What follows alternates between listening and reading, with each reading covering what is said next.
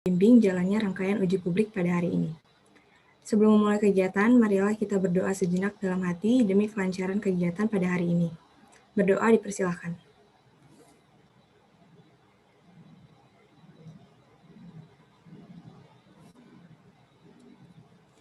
Berdoa dicukupkan. Kegiatan pertama yaitu uji publik calon ketua LKMMTD. Sebelumnya, izinkan saya memperkenalkan panelis kita pada uji publik hari ini. Yang pertama, Kang Yuda Aditya Putra dari Angkatan 2018, selaku Ketua LKMMTD tahun 2019.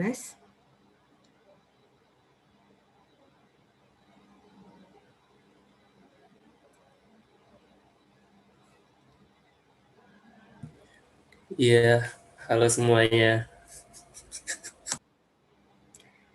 Selanjutnya, ada Kang Afisena Aji dari Angkatan 2019, selaku Ketua LKMMTD 2020. Selamat sore. Dan yang terakhir, ada Teh Ayu Rahmadania dari Angkatan 2017, selaku Ketua LKMMTD 2018. Saya ucapkan selamat datang kepada para panelis, dan terima kasih atas waktu serta ketersediaannya membantu jalannya Bidding PO 2021. Baik, untuk mempersingkat jalannya acara, mari kita mulai dengan pemaparan Grand Design dari para calon Project Officer LKMMTD. Untuk calon pertama, kepada Amelia Ambarwati Budiman, dipersilahkan memaparkan Grand Design-nya dengan waktu 7 menit. Baik, terima kasih sebelumnya. Boleh di next ke slide selanjutnya dulu. Ya, Assalamualaikum warahmatullahi wabarakatuh. Selamat sore semuanya. Perkenalkan, nama saya Amelia Ambarwati Budiman. Saya berasal dari FKG 4 Angkatan 2020. Di sini saya akan berkesempatan untuk menjelaskan grand design saya sebagai salah satu kandidat Project Officer LKMMTD 2021. Boleh next? Ini adalah outline yang akan saya bahas. Next. Yang pertama ada deskripsi.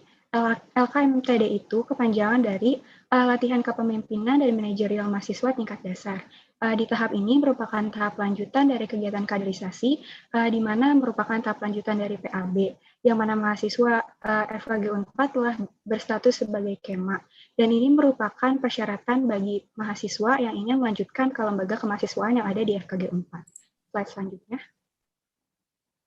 Tujuan dari diadakannya LKMMTD ini adalah sebagai proses penghayatan terhadap hakikat organisasi untuk menanamkan, mengembangkan, dan mengoptimalkan pola pikir, sikap, dan tindakan sehingga terbentuk mahasiswa yang dibutuhkan oleh KEMA FKG 4 dan untuk menanamkan dan mengembangkan nilai-nilai kepemimpinan baik dalam diri sendiri maupun organisasi. Slide selanjutnya.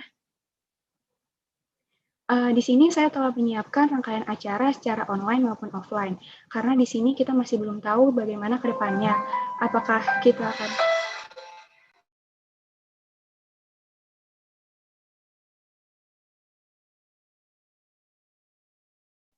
Mohon maaf sebelumnya, tadi ada gangguan, ada telepon mama. Selanjutnya akan saya lanjutkan rangkaian acara ini. Saya telah menyiapkan secara online maupun offline karena kita belum ada yang tahu ke depannya akan memungkinkan diadakan secara offline ataupun online. Rangkaian acara yang pertama itu bisa berupa dari registrasi, itu pendaftaran pada Google Form yang terdapat berkas yang harus dikumpulkan. Selanjutnya ada wawancara dan penyerahan berkas. Ada technical meeting, yaitu pembekalan dan pengarahan teknis untuk LKMMTD. Kemudian ada kegiatan LKMMTD itu sendiri, yaitu akan dilaksanakan kurang lebih 5-6 kali pertemuan, akan disesuaikan selanjutnya. Yang terakhir adalah closing. Boleh next? Untuk rangkaian acara secara offline, itu sama ya, kurang lebihnya dari registrasi, wawancara, technical meeting. Nah, yang membedakannya itu di acara offline ini akan ada pre-LKMMTD dan LKMMTD. Untuk pre-LKMMTD ini adalah pertemuan sebanyak 2 kali di FKG 4. Sedangkan LKMMTD ini adalah kegiatan LKMM biasanya dilaksanakan secara menginap selama 3 hari. Dan yang terakhir itu ada Project of Action, yaitu tugas akhir LKMMTD yang dilaksanakan sekitar 2-3 minggu setelah kegiatan LKMMTD. Boleh slide selanjutnya. Selanjutnya adalah metode penyampaian nilai. Metode penyampaian nilai yang pertama itu bisa dari simulasi, di mana para peserta itu diberikan suatu kondisi atau situasi dan diharapkan para peserta itu bisa memutuskan keputusannya dan bisa mencari solusi atas kondisi tersebut. Selanjutnya ada pematerian. Pematerian ini itu berisi materi yang akan disampaikan oleh pembicara, yang mana nantinya itu berisikan nilai-nilai yang akan ditanamkan dalam LKMMTD. Selanjutnya ada studi kasus, yaitu akan para peserta akan diberikan kasus dan para peserta akan diminta untuk mencarikan solusinya. Pelaksananya itu seperti tutorial di FKG 4. Selanjutnya ada forum angkatan, yaitu adalah persetujuan antara para peserta dan para panitia dalam menyusun action plan dan kontrak dalam LKMMTD. Selanjutnya ada evaluasi, itu dilaksanakan oleh panitia asesor, di mana akan mengevaluasi para peserta setiap harinya, setiap pertemuan LKMMTD. Kemudian ada games yang berisikan permainan, di sini juga tidak lupa adanya nilai-nilai LKMMTD juga. Selanjutnya yang terakhir ada focus group discussion, itu adalah yang dilaksanakan oleh panitia fasilitator, di mana mereview kembali materi-materi dan nilai-nilai yang didapatkan selama LKMMTD. Boleh slide selanjutnya. Nah, sekarang juga ada susunan kepanitiaan. Susunan kepanitiaan juga saya akan membuat, ada yang offline, ada yang online. Nah, untuk online ini, BPH-nya itu berisi dari PO, VPO, sekretaris, dan bendahara. Untuk panitia umumnya itu ada divisi acara, kreatif, PDD, danus, multimedia, fasil klinik, dan preklinik yang nantinya akan lebih disesuaikan. Dan yang terakhir ada asesor. Boleh slide selanjutnya.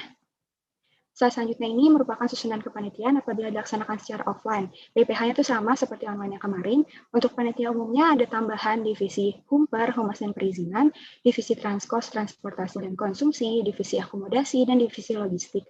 Untuk selebihnya itu sama seperti susunan kepanitiaan online. Boleh selanjutnya. Selanjutnya ini ada timeline dari LKMMTD yang dilaksanakan secara online.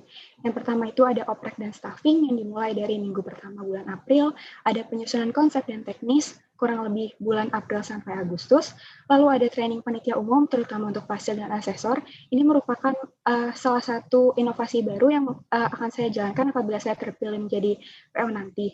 Selanjutnya ada open registration, minggu keempat bulan Oktober, wawancara minggu pertama bulan November, TM juga sama seperti wawancara, LKMMTD dilaksanakan minggu kedua sampai minggu keempat November, dan yang terakhir ada closing.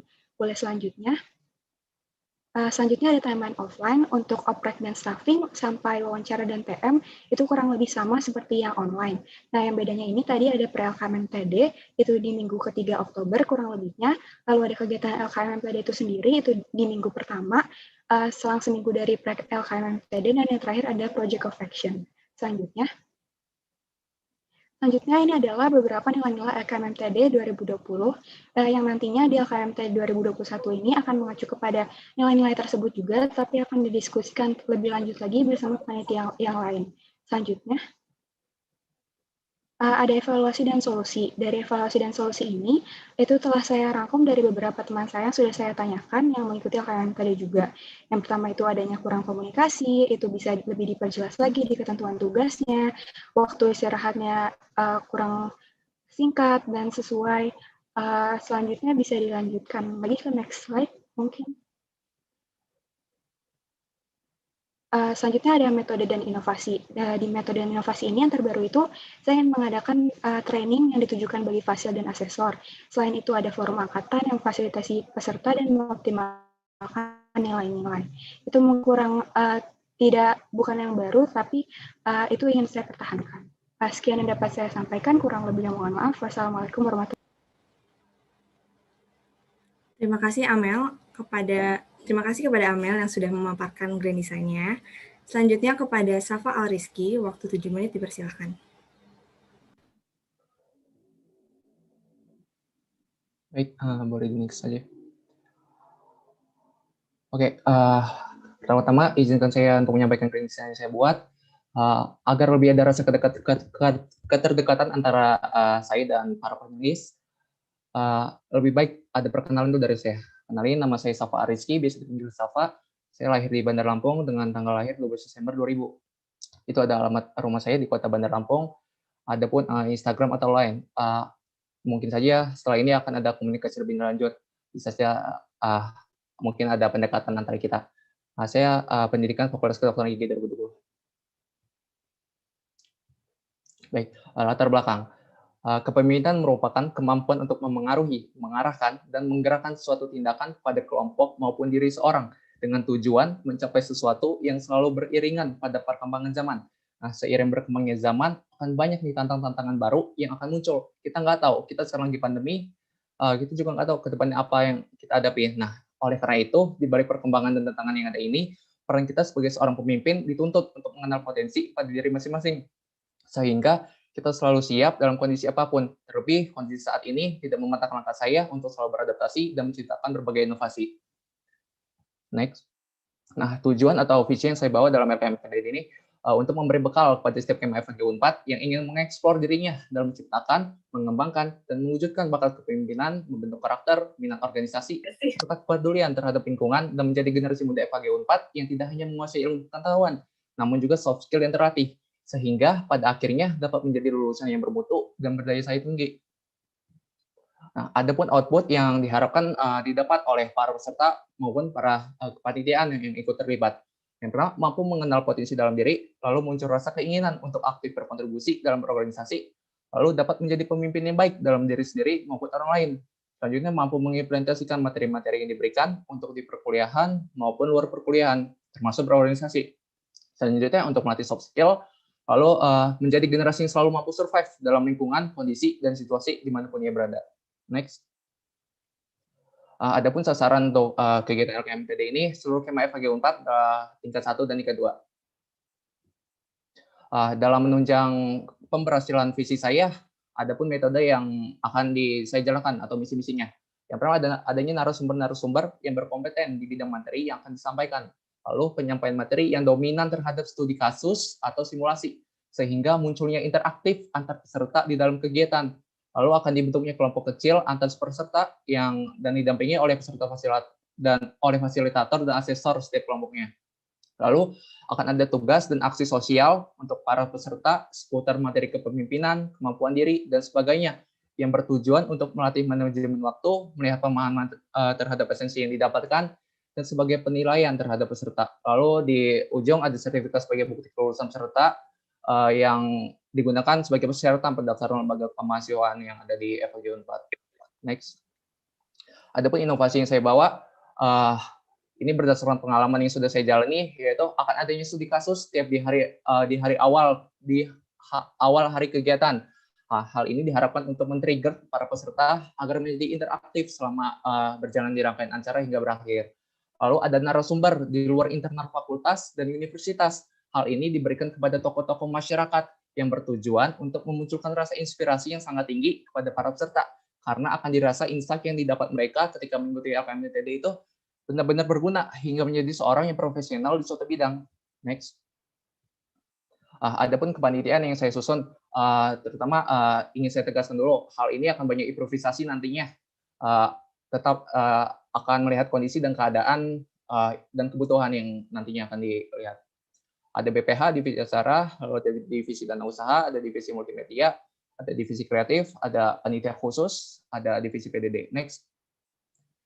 Ya, seperti yang kita tahu, BPH adalah badan pengurus harian yang bertugas dan berfungsi melakukan kontrol, koordinasi, pengembangan, peningkatan sistem manajemen dan administrasi, keuangan, dan komunikasi. Ini terdiri dari project officer 1 orang, vice project officer 1 orang KEMA, sekretaris 2 orang KEMA, bendahara 2 orang KEMA. Next. Ada divisi acara yang bertanggung jawab atas seluruh rangkaian acara, mengatur jadwal, membuat rundown acara, mensesuaikan konsep acara, dan sebagainya. Itu terdiri koordinator divisi 1 orang, MC 4 orang, PJ nilai 2 orang, PJ absensi 2 orang, PJ narasumber 3 orang, PJ akademik 3 orang, PJ global timber 1 orang. Saya tegaskan lagi, ini hanya gambaran kasar, yang nantinya akan disesuaikan dengan kebutuhan, kondisi, dan situasi pada saat itu. Next. Ini ada divisi dana usaha, divisi yang berperan dan bertugas untuk melakukan pencarian dana kegiatan. Kenapa di sini hanya saya tulis PJ proposal pengajuan dana syiat? Karena hal seperti ini lumayan sensitif. Ini akan banyak pertimbangan nantinya. Yang seperti yang kita tahu, FMTD ini sistem dananya itu turun dengan sistem reimburse. Dananya akan turun setelah kegiatan selesai. Jadinya akan ada perlu obrolan dari kepala banyak yang terkait dana ini, baiknya bagaimana. Next. Lalu ada divisi multimedia yang berhubungan dan bertugas untuk mengatur jalan dan fungsi terkait platform yang digunakan dalam rangkaian acara. Ada koordinator divisi 1 orang, PJ Zoom 4 orang, PJ September 4 orang. Next. Lalu ada divisi kreatif, divisi yang berperan untuk menghasilkan ide-ide atau gagasan yang nantinya akan diimplementasikan dalam rangkaian acara. Ada koordinator divisi 1 orang, PJ Games 3 orang, PJ Studi Kasih 3 orang. Next. Akan ada pansus atau panitia khusus, yaitu terdiri dari fasilitator dan asesor. Fasilitator bertugas dan berfungsi untuk mengembangkan proses diskusi serta kerjasama antar peserta di dalam kelompok dengan tujuan menghasilkan peran interaktif semua peserta, terdiri dari 8 orang hema. Pada asesor berfungsi untuk mengawasi, menilai, dan mengevaluasi peserta di dalam kelompok kecil antar selama kegiatan LKMTD berlangsung, terdiri dari 8 orang hema. Next. Divisi PDD yang mendokumentasikan, memfoto, dan video, terdiri koordinator 1 orang, PJ Report 2 orang, PJ Foto 1 orang, PJ Rangkuman Dokumentasi 3 orang, PJ Sosial Media 2 orang. Next. Timeline ini saya bereferensi dengan RKMTD sebelumnya, yaitu 28-30 Oktober masa registrasi, 1-3 November wawancara, 5 November technical meeting, dan 6 November RKMTD dimulainya D1. Next. Terakhir saya izin memataskan diri. Mungkin di luar sana banyak orang yang dalam hal begini saling tunjuk-tunjukkan. Oleh karena itu, jangan bilang peduli kalau berkontribusi saja masih saling tunjuk-tunjukkan. Jadi tolong pikirin baik-baik, pilih menyanyiakan waktu luang atau mencari peluang. Sekian, terima kasih.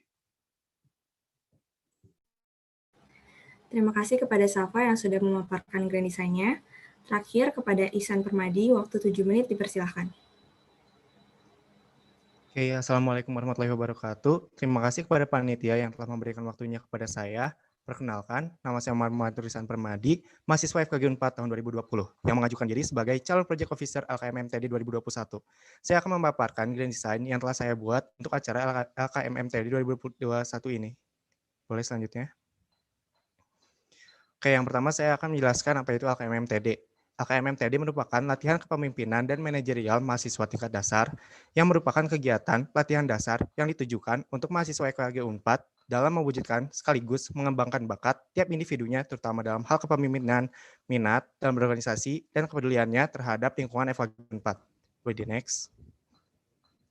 Kemudian tujuan diselenggarakannya dari acara ini ialah mahasiswa dapat memiliki lebih banyak wawasan terhadap makna dan nilai-nilai kepemimpinan serta pengaplikasiannya. Kemudian, mahasiswa juga diharapkan akan memiliki karakter dari seorang pemimpin. Lalu, mahasiswa mampu mempersiapkan diri untuk menjadi mahasiswa dan juga dokter gigi yang menjunjung tinggi sikap profesionalitas dalam manajemen dirinya masing-masing.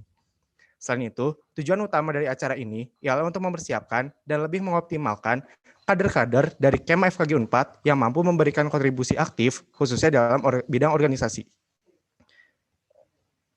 Nah, kemudian di sini terdapat rangkaian acara. Untuk rangkaian acara yang saya siapkan, seperti tahun sebelumnya, di mana rangkaian acara yang akan saya siapkan itu dilakukan secara daring, karena sampai saat ini juga belum ada kepastian dan juga tidak memungkinkan untuk melakukannya secara luring. Rangkaian acara yang pertama yaitu technical meeting, pematerian, penugasan, evaluasi, dan yang terakhir adalah penutupan, yaitu pelantikan untuk peserta LKMMTD 2021. Boleh di next. Kemudian di sini terdapat struktur dari kepanitiaannya. Struktur dari kepanitiaannya juga tidak berubah dari tahun yang lalu. Struktur kepanitiaan yang saya buat diantaranya terdapat BPH yang terdiri dari Project Officer, Vice Project Officer, Sekretaris, dan Bendahara. Sedangkan untuk kepanitiaannya saya bagi menjadi divisi, yaitu divisi acara yang terdapat panitia khusus, yaitu asesor dan juga evaluator. Kemudian ada divisi kreatif, dana usaha, multimedia, dan juga PDD. Boleh di next. Kemudian untuk timeline yang saya buat ini merupakan timeline secara garis besar.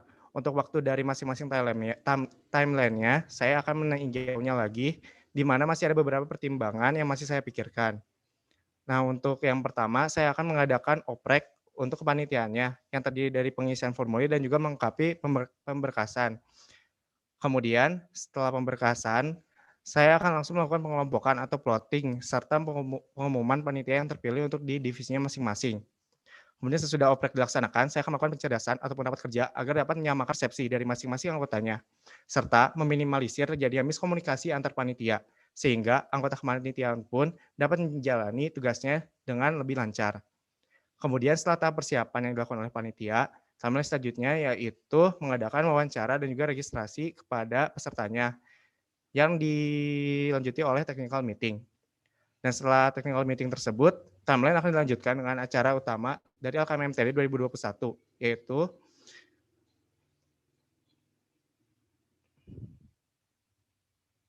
Halo, apakah suara saya terdengar? Ya, untuk acara utamanya yaitu mungkin sekitar 2 atau 3 minggu setelah PAB berakhir. Slide selanjutnya. Nah, untuk evaluasinya, saya akan memaparkan berdasarkan pandangan saya sebagai peserta LKMMTD 2020 dan juga aspirasi dari teman-teman saya yang sudah menceritakan keluhannya kepada saya. Namun, saya juga mengapresiasi kepada seluruh panitia LKMMTD 2020 karena untuk pertama kalinya mereka diamanahkan untuk menghandle acara ini secara online dan juga sudah berakhir dengan baik. Evaluasi yang pertama yaitu rangkaian acaranya memakan banyak waktu yang relatif lama dan juga tugas yang diberikan cukup banyak, sehingga beberapa peserta mengalami kendala karena harus mengimbanginya dengan kegiatan akademik.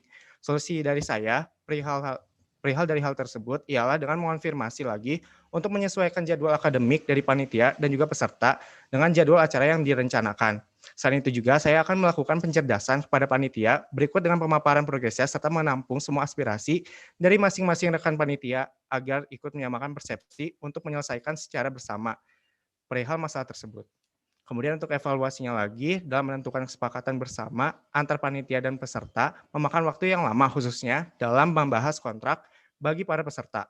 Untuk hal ini, saya memiliki solusi agar panitia membuat terlebih dahulu kontrak secara lengkap, berikut juga dengan sanksi yang akan diberikan. Jika terjadi pelanggaran, akan memudahkan para peserta.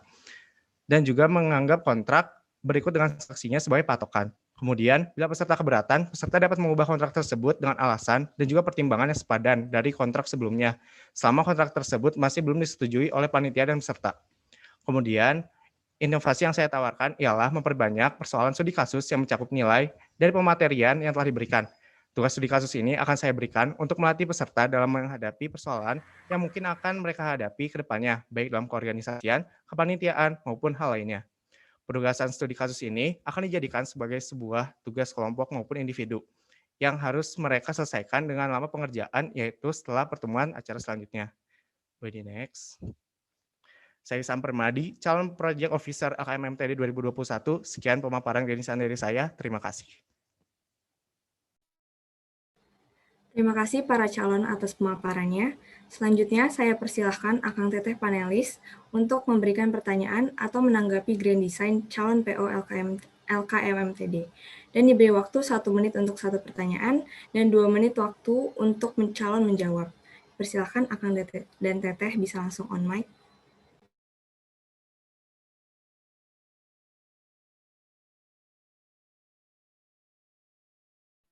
Oke, dari aku dulu ya, boleh? Silakan Teh Ayu. Oke, sebelumnya terima kasih kepada para calon untuk Amel, Safa, dan Iksan sudah memaparkan Grand Design-nya. Sebelumnya apresiasi untuk kalian karena udah berada sampai tahap ini. Itu sesuatu yang luar biasa karena teman-teman udah berani mencoba. Oke, pertanyaan dari aku sebenarnya untuk evaluasi dan inovasi sebenarnya kurang lebih sama ya kalau aku perhatikan dari setiap orangnya. Cuma mungkin di sini aku cuma pengen tahu nih, mau menanyakan ada 2 hal. Yang pertama itu kita kan berada di era digital nih teman-teman. Kalau misalnya mungkin teman-teman pernah dengar ada istilah digital leader gitu. Nah, menurut teman-teman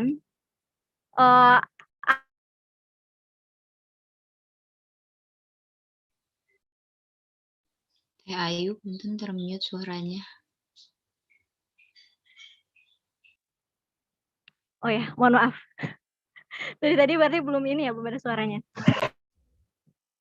Oke, maaf ya. Oke, aku ulang. Sebelumnya terima kasih buat teman-teman sudah memaparkan Grand Design-nya. Teman-teman keren udah berada sampai tahap ini. Dari tadi yang saya perhatikan sebenarnya teman-teman untuk inovasi dan juga Grand Design-nya kurang lebih sama. Tapi sekarang saya ingin menanyakan mengenai wawasan teman-teman nih. Ini untuk 3 calon ya. Sekarang kan kita berada di era digital. Dan era digital ini kita berada di industri 4.0 dan juga society 5.0. Nah, di dalam era digital ini kita mengenal ada istilah digital leader. Nah, saya ingin menanyakan kepada teman-teman, apa pandangan teman-teman mengenai digital leader dan bagaimana teman-teman mengimplementasikan nilai-nilai dari seorang digital leader ini dalam LKMMTD yang akan dilaksanakan oleh teman-teman nantinya. kira-kira nilai itu berdasar dari mana dan apa pertimbangan teman-teman untuk menanamkan nilai-nilai tersebut? Terima kasih. Baik, terima kasih Teh Ayu atas pertanyaannya. Saya persilahkan calon PO Ihsan Permadi untuk menjawab terlebih dahulu. Baik, saya Ihsan Permadi izin untuk menjawab. Mungkin untuk digital leader itu menurut saya ialah seorang yang mampu memanfaatkan teknologi informasi demi mencapai tujuan dari suatu organisasi maupun kepanitiaan gitu Teh. Terus untuk nilai-nilai apa saja yang bisa diberikan dari digital leader ini, seperti untuk kepemimpinannya lewat aplikasi dalam online seperti Zoom dan lain-lainnya, dan juga aspek metode penilaiannya dianggap berhasil jika para peserta atau anggotanya merasa cukup puas Teh. Seperti itu Teh.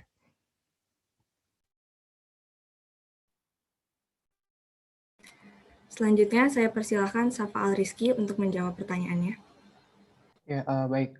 Sama seperti itu, pengertian secara pengertian definisi digital leader adalah seorang yang mampu memanfaatkan teknologi informasi untuk suatu organisasi atau kepanitiaan yang kita jalani. Mungkin dalam memanfaatkannya ini, peran kita sebagai seorang pemimpin ya menggunakan dalam zaman seperti ini, memanfaatkan teknologi-teknologi ini atau aplikasi-aplikasi yang ada ini untuk menyampaikan segala sesuatu yang berkaitan dengan pematerian atau apapun itu, lebih nggak hanya dominan terhadap apa ya bahasanya, ke cara lama, sekarang lebih mudah untuk mengimplementasikan materi-materi yang secara online gitu lewat aplikasi gitu sih.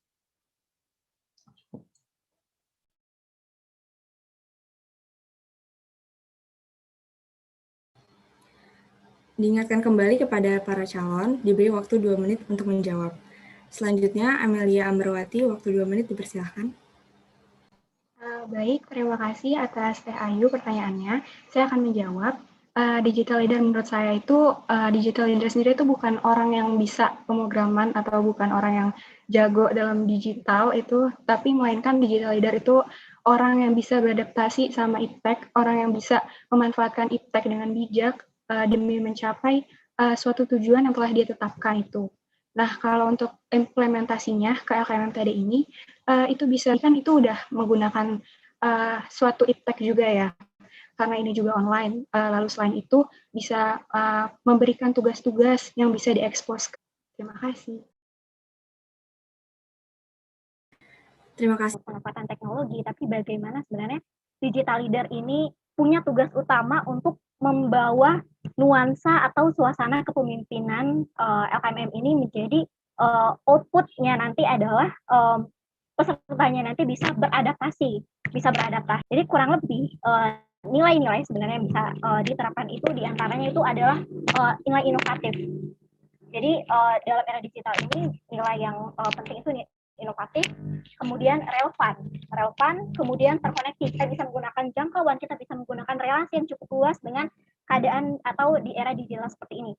Kemudian yang keempat ini kita gesit atau adaptif. Kita kita cakap melihat perkembangan zaman yang sedang terjadi. Kalau pandemi seperti ini, kalau misalnya nanti tidak pandemi seperti ini, nah seorang digital leader itu berusaha untuk bisa menerapkan nilai-nilai itu. Dan yang terakhir yang paling utama adalah paham data. Apa maksudnya paham data ini? Seorang digital leader harusnya bisa mengimplementasikan nilai paham data ini untuk memilah dan memilih informasi dengan tepat. Gitu. Jadi mungkin masukan buat teman-teman selanjutnya bisa dicari-cari lagi mengenai digital leader, karena kita hidup di era digital berarti nilai-nilai yang harus diterapkan juga harus bisa sesuai dengan perkembangan zaman. Gitu. Oke, terima kasih. Sekian dari saya. Terima kasih Teh Ayu atas pertanyaan dan tanggapannya. Saya persilahkan panelis lain untuk mengajukan pertanyaan. Bisa langsung di on mic. Baik, saya izin bertanya. Silakan, Kang Yuda. Oke. Baik, untuk pertanyaan ini saya tujukan untuk ketiga calon ya. Jadi seperti yang kalian tahu nih, LKMM itu adalah suatu proker yang persiapannya tuh cukup lama. Jadi kalau dihitung dari sekarang tuh persiapannya sekitar 9 bulan gitu. Nah, dari waktu 9 bulan itu tentu kalian mempersiapkan acaranya cukup lama dan harus sematang mungkin, dan itu kalian butuh bantuan teman-teman kalian. Nah, menurut kalian bagaimana nantinya kalian itu memanajemen anggota-anggota kalian, dan bagaimana kalian bisa membangun tim yang baik agar nanti acaranya itu bisa menjadi lancar seperti itu. Apalagi sekarang kan kalian bisa dibilang ini kepanitiaan pertama yang benar-benar kalian lakukan gitu. Dan apalagi kalian itu belum saling mengenal satu sama lain, ketemu aja mungkin hanya beberapa yang gitu yang udah ketemu. Jadi mungkin kalian belum mengenal lebih dalam lagi teman-teman kalian. Jadi bagaimana cara kalian untuk memanajemen tadi dan juga membangun tim yang baik itu. Silakan dari PO-nya, calon PO-nya. Terima kasih atas pertanyaannya Kang Yuda. Saya persilahkan calon PO Safa Al-Rizky untuk menjawab terlebih dahulu. Ya, saya izin menjawab. Terima kasih Kang atas pertanyaannya. Ya, mungkin dalam kondisi online begini emang payah ya untuk melakukan pendekatan antar anggota-anggotanya. Tapi kan tetap bisa gitu. Ada yang dinamain bonding. Mungkin dengan cara pertemuan-pertemuan secara online melewati seperti Zoom ataupun Meet di sela-sela waktu senggang dengan tujuan adanya pendekatan antar penyelenggara kepanitiaan LKMM ini. Ya, dari itu sih. Adanya bonding. Selanjutnya, Amelia Amberwati, waktu 2 menit dipersilahkan. Baik, terima kasih Kang Yuda atas pertanyaannya. Saya akan menjawab. Untuk saya sendiri, cara saya mengelola kelompok saya nanti, saya ingin lebih mengedepankan kekeluargaan. Jadi apabila kita mengedepankan kekeluargaan, nantinya para anggota panitia saya nanti akan bisa lebih terbuka dengan sekitar juga, bisa lebih mengerti, bisa lebih saling memahami, bisa tumbuh rasa percaya juga. Terus juga paling pentingnya itu hubungan internalnya pasti bakal terjaga dan bakal terjalin dengan baik gitu. Caranya itu tadi sebenarnya itu salah satu inovasi saya juga sih, pengen ngadain adanya training itu untuk panitia umum. Dari training itu juga kan itu lumayan lama ya waktunya. Saya kira-kiranya itu yang sudah saya buat itu rencananya mau kayak 1 bulan gitu. Nah, dari 1 bulan itu kan waktu yang cukup lama ya. Di situ kita bisa lebih saling dekat sama panitia yang lain, kita bisa saling cerita-cerita, even pembahasannya di luar dari tentang kepanitiaan ini, kita bisa saling sharing tentang perkuliahan, kita saling mengerti dengan yang lainnya juga, dan di situ bisa jadi lebih erat sih bondingnya, karena kita lebih banyak ketemunya juga, lebih banyak ada interaksi juga. Selain itu, bisa juga di setiap dari divisi-divisinya tuh pasti mengadakan kayak pertemuan rutin di tiap minggunya gitu, kayak hanya sekedar memberikan progres, setelah itu kayak saling bonding aja, biar kita tuh juga dapat gitu chemistry-nya antar satu sama lain, biar nanti tuh bisa berjalan dengan lancar panitiaannya. Terima kasih. Selanjutnya saya persilahkan Ihsan Permadi untuk menjawab. Baik, terima kasih Kang Yuda atas pertanyaannya. Saya izin untuk menjawab. Sebelum manajemen kelompok, saya juga sebelumnya memastikan terlebih dahulu untuk memilih anggota yang minat dengan kegiatan dari acara saya. Dan bila memang itu anggotanya sudah pada minat juga ke saya, jadinya saya juga bisa lebih gampang gitu untuk bonding dengan mereka. Lalu untuk bagaimana bondingnya, saya akan melakukan kegiatan secara daring tentunya, karena kita masih daring. Kemungkinan untuk bondingnya itu kayak Zoom, dan juga kegiatan pencerdasan lainnya. Kemudian juga ada rapat kerja untuk mengetahui progres-progres dari masing-masing anggotanya. Gitu sih menurut sepengalamannya saya. Terima kasih. Terima kasih para calon atas jawabannya. Apakah sudah cukup atau Kang Yuda ingin menanggapi? Ya, dari saya sudah cukup sih. Yang penting selama online ini, yang penting komunikasinya itu selalu dijaga. Jadi jangan sampai nantinya ketika sedang dalam mempersiapkan ada miskomunikasi atau apapun itu, karena itu akan sangat berdampak besar dari acaranya nanti. Dan juga Ya benar tadi disering-seringin kayak bonding per divisi lah atau satu kepanitiaan itu agar nantinya dan juga nanti ketika ada konflik ataupun masalah itu kalau bisa diselesaikan secara bersama-sama musyawarah dan dengan sebaik mungkin dan jangan mengambil keputusan sendiri. Udah cukup. Terima kasih Kang Yuda atas pertanyaan dan tanggapannya. Saya persilakan apabila panelis-panelis ingin mengajukan pertanyaan lebih dari sekali, bisa langsung di online. Izin untuk bertanya. Silakan Kang Sena. Bismillahirrahmanirrahim.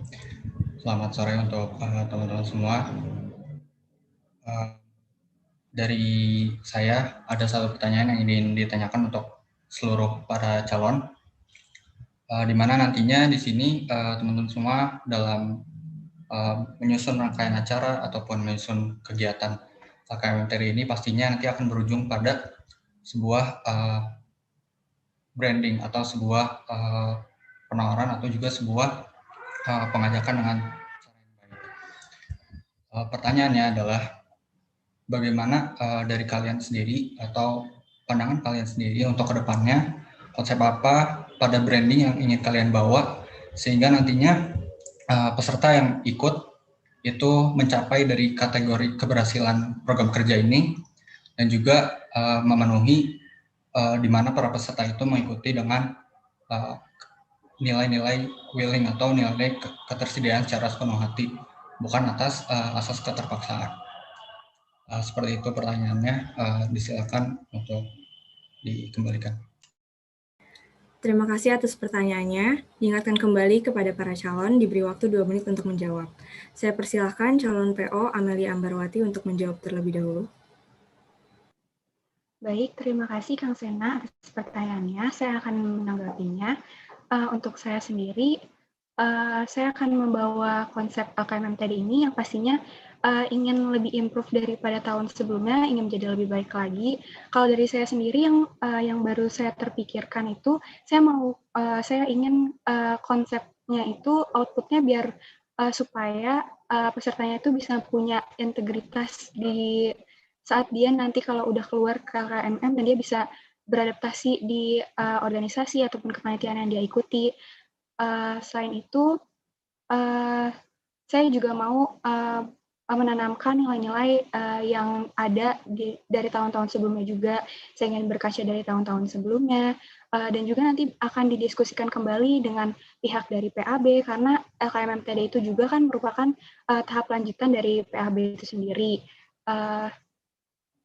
Saya juga ingin nantinya itu nilai-nilai itu bisa dicapai oleh para peserta dan bagaimana cara biar pesertanya itu mau mengikutinya tanpa keterpaksaan itu, saya mau para pesertanya itu bisa melihat efek-efek atau melihat apa yang bisa dia dapatkan dari LKMMTD ini.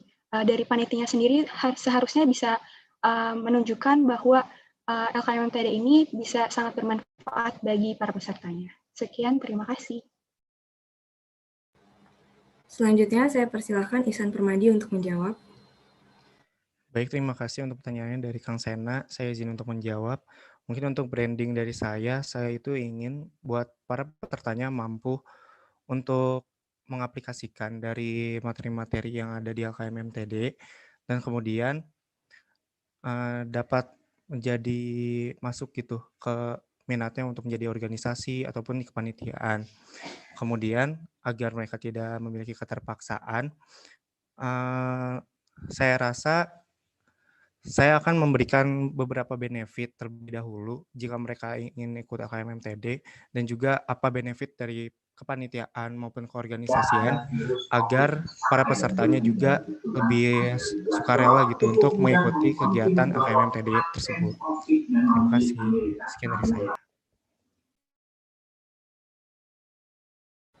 Selanjutnya, saya berikan waktu 2 menit untuk Safa Al-Rizky. Ya, baik. Terima kasih Kang Sena atas pertanyaannya.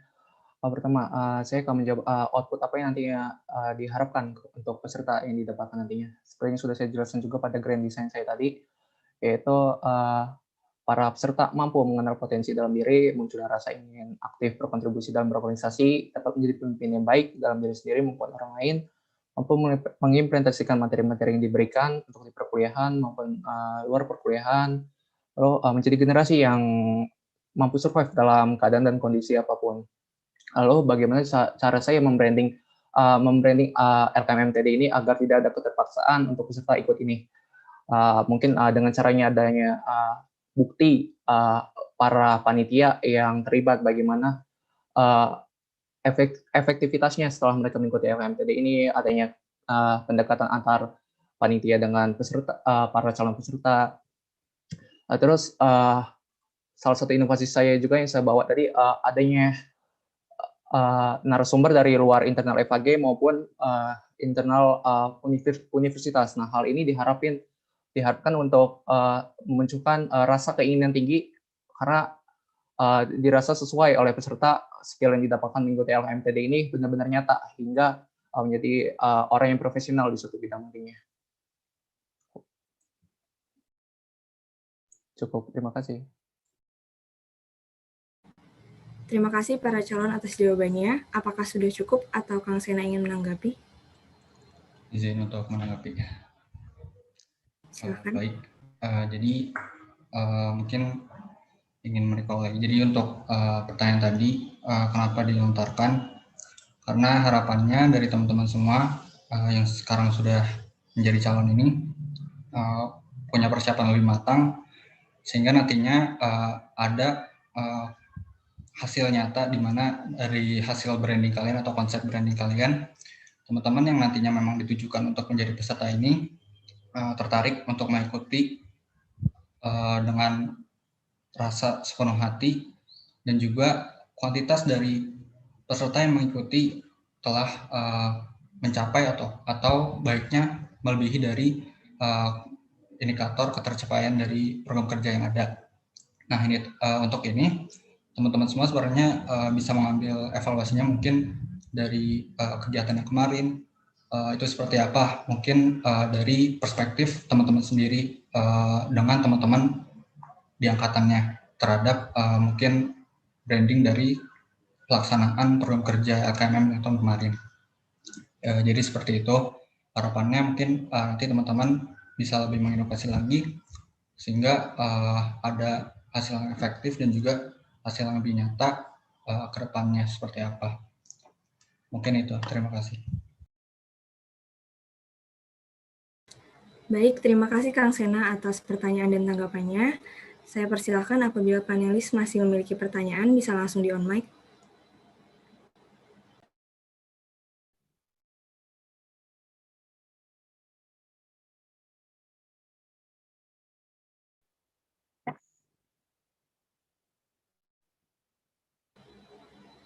Maaf Teh, tadi masih di mute.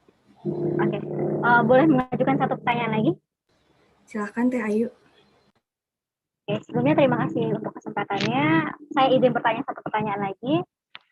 Jadi ada seorang sarjana psikologi pernah mengatakan bahwa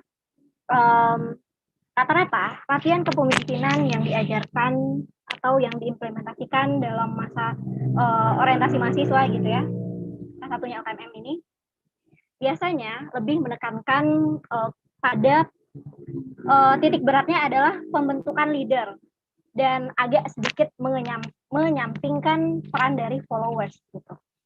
Nah, bagaimana menurut teman-teman? Apa pandangan teman-teman melihat bagaimana sebenarnya LKMMTD ini menyatukan antara unsur leader dan juga followers? Karena kita tahu ya teman-teman, kepemimpinan itu harus ada leader itu harus diikuti oleh followers. Followers pun harus dipimpin oleh seorang leader. Nah, bagaimana teman-teman melihat apakah LKMM yang sebelumnya teman-teman jalan ini, atau mungkin teman-teman ada referensi lain, apakah sudah sesuai untuk bisa nilai-nilainya mengimplementasikan antara peran dari followers dan juga leader. Jadi kita bisa menempatkan diri bagaimana ketika kita menjadi seorang leader dan bagaimana kita menempatkan diri sebagai seorang followers gitu. Karena kedua unsur ini sebenarnya saling mendukung. Jadi gimana menurut pandangan teman-teman mengenai statement yang saya jelaskan barusan? Terima kasih. Terima kasih Teh Ayu atas pertanyaannya. Saya persilahkan Safa Al-Rizky untuk menjawab terlebih dahulu. Ya, baik Teh Ayu, terima kasih atas pertanyaannya. Saya izin menjawab. Menurut saya bukan permasalahan ya tentang pemateriannya LKMMTD yang didapatin peserta, walaupun nantinya mereka hanya menjadi followers. Tapi yang diharapkan mereka followers yang berjiwa sebagai pemimpin. Jadi bukan permasalahan walaupun mereka hanya followers, ada leaders. Jadi bukan, ya intinya bukan permasalahan. Malah baik, followers yang baik, yaitu berjiwa pemimpin. Itu cukup. Selanjutnya saya persilahkan Ihsan Permadi untuk menjawab. Baik, terima kasih kepada Teh Ayu atas pertanyaannya. Saya izin untuk menjawab.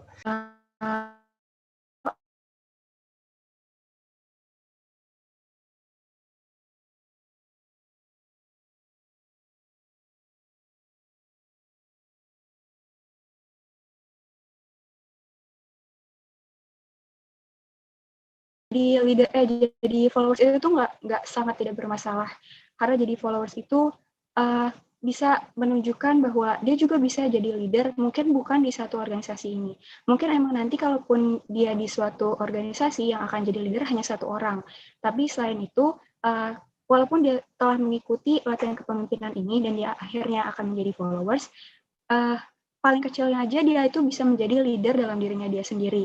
Leader juga mungkin di dalam kelompoknya, leader juga mungkin di lingkungannya. Intinya tuh walaupun dia bukan jadi followers di organisasi yang akan dia dan dia ikuti ini, dia tuh tetap bisa jadi seorang leader di dalam lubuk hatinya gitu. Dia tuh bisa jadi followers juga yang baik, karena seorang leader juga perlu followers yang baik. Karena kalau hanya leader doang yang baik, untuk kedepannya jalankan, followersnya juga malas-malasan, kalau leader yang malas-malasan, followersnya juga yang pasti bakal kehilangan arah. Jadi dua-duanya itu benar-benar suatu kesatuan yang tidak bisa dipisahkan dan dua-duanya itu penting banget. Terima kasih. Terima kasih para calon atas jawabannya. Apakah sudah cukup atau Teh Ayu ingin menanggapi? Tanggapan sedikit ya. Sebelumnya terima kasih untuk jawaban teman-teman. Ya, pada intinya yang ingin saya tekankan di sini adalah teman-teman paham bagaimana nantinya mendeliver nilai antara leader dan followers itu. Bukan berarti ketika nanti kita keluar dari LKMM tadi semuanya akan jadi pemimpin. Maksudnya pemimpin dalam tanda kutip struktural ya, gitu. Karena kan tidak mungkin semua orang akan jadi pemimpin secara struktural, dan nggak mungkin semua orang juga akan jadi followers dalam struktural gitu. Pasti akan ada peran antara followers dan juga peran antara leaders dan juga followersnya. Nah, mungkin itu nilai yang juga harus dijaga selama keberjalanan LKMMTD. Jadi betul, bukan cuma pemimpin itu adalah ketika kita berada secara struktural, tapi sebenarnya pemimpin itu jauh lebih dari itu. Arti pemimpin itu adalah bukan cuma tentang posisi, tapi bagaimana kita memposisikan dan memperankan diri kita dalam situasi apapun gitu. Karena sekali jiwanya leader, pasti akan terlihat juga bagaimana pembawaan seorang leader tersebut. Dan ya semoga rancangan-rancangan teman-teman bisa diimplementasikan dengan baik, dan semangat untuk teman-teman semua. Terima kasih, cukup dari saya. Terima kasih Teh Ayu atas pertanyaan dan tanggapannya. Baik, karena sesi tanya jawab oleh panelis sudah habis, selanjutnya saya persilahkan kepada audiens untuk mengajukan pertanyaan atau menanggapi Grand Design. Bagi audiens yang ingin bertanya, silahkan komentar pada kolom chat dengan format nama _angkatan.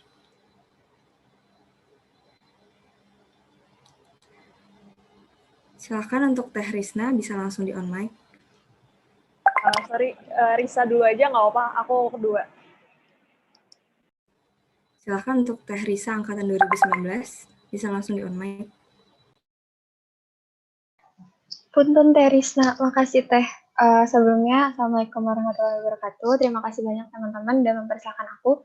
Maaf ya, aku nggak bisa on cam karena lagi hujan di sini. Aku mau nanya ke teman-teman calon PO, Amel, Safa, dan juga Ihsan.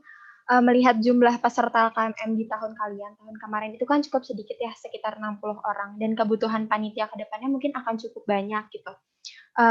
Kira-kira nih, dari kalian sendiri sebagai calon PO, apakah akan mewajibkan kembali seluruh peserta tahun lalu untuk kembali menjadi panitia seperti di tahun-tahun sebelumnya, karena pada tahun 2020 itu memang tidak kita wajibkan. Pertanyaan itu pertama, dan yang kedua, apakah kalian akan mempertimbangkan selain peserta LKMM tahun lalu untuk menjadi panitia karena sumber daya manusianya yang kurang? Mungkin seperti itu pertanyaannya. Terima kasih banyak semuanya. Terima kasih Teh Risa atas pertanyaannya. Saya persilahkan Amelia Amberwati untuk menjawab terlebih dahulu. Baik, terima kasih Teh Risa atas pertanyaannya. Saya akan menjawab pertanyaannya. Untuk saya sendiri, saya tahu angkatan saya yang mendaftar itu hanya sekitar 50 sampai 60 orang saja. Yang mungkin itu masih kurang untuk kepanitiaan LKMM-TD biasanya. Kalau dari saya sendiri, untuk mewajibkan atau tidaknya, sebenarnya saya inginnya itu diwajibkan karena kurang juga kan orangnya. Tapi saya juga nggak bisa memaksakan mereka yang emang benar-benar nggak mau. Karena kalau misalnya mereka benar-benar nggak mau, itu malah nanti ngejalanin kepanitiaannya asal-asalan. Dan daripada kita ngeberatin kepanitiaan kita buat apa gitu, dia nggak niat tapi tetap dipertahanin. Terus kalau menurut saya gimana caranya mau mempertimbangkan yang di luar yang udah pernah ikut LKMM atau enggak, menurut saya itu masih sebenarnya bisa dipertimbangkan lagi, tapi cukup aneh ya karena yang lainnya tuh ikut dulu gitu, ada tahapannya, mereka ikut dulu LKMM-TD baru dia bisa ikut jadi panitia. Kalau yang ini tuh mereka nggak perlu ikut apa-apa tapi udah jadi panitianya. Kalau kayak gitu tuh nanti orang tuh mikirnya ngapain kita ikut LKMM-TD, kita udah bisa kok jadi panitianya gitu. Jadi kalau menurut saya sebenarnya mungkin itu masih bisa dipertimbangin, tapi kalau dipikir lagi itu tuh kurang adil gitu untuk yang lainnya. Tapi untuk keputusan nantinya akan seperti apa, saya akan diskusi dengan yang lain lagi, dan kalaupun itu diwajibkan atas suatu alasan, kalau misalnya dia nggak ikut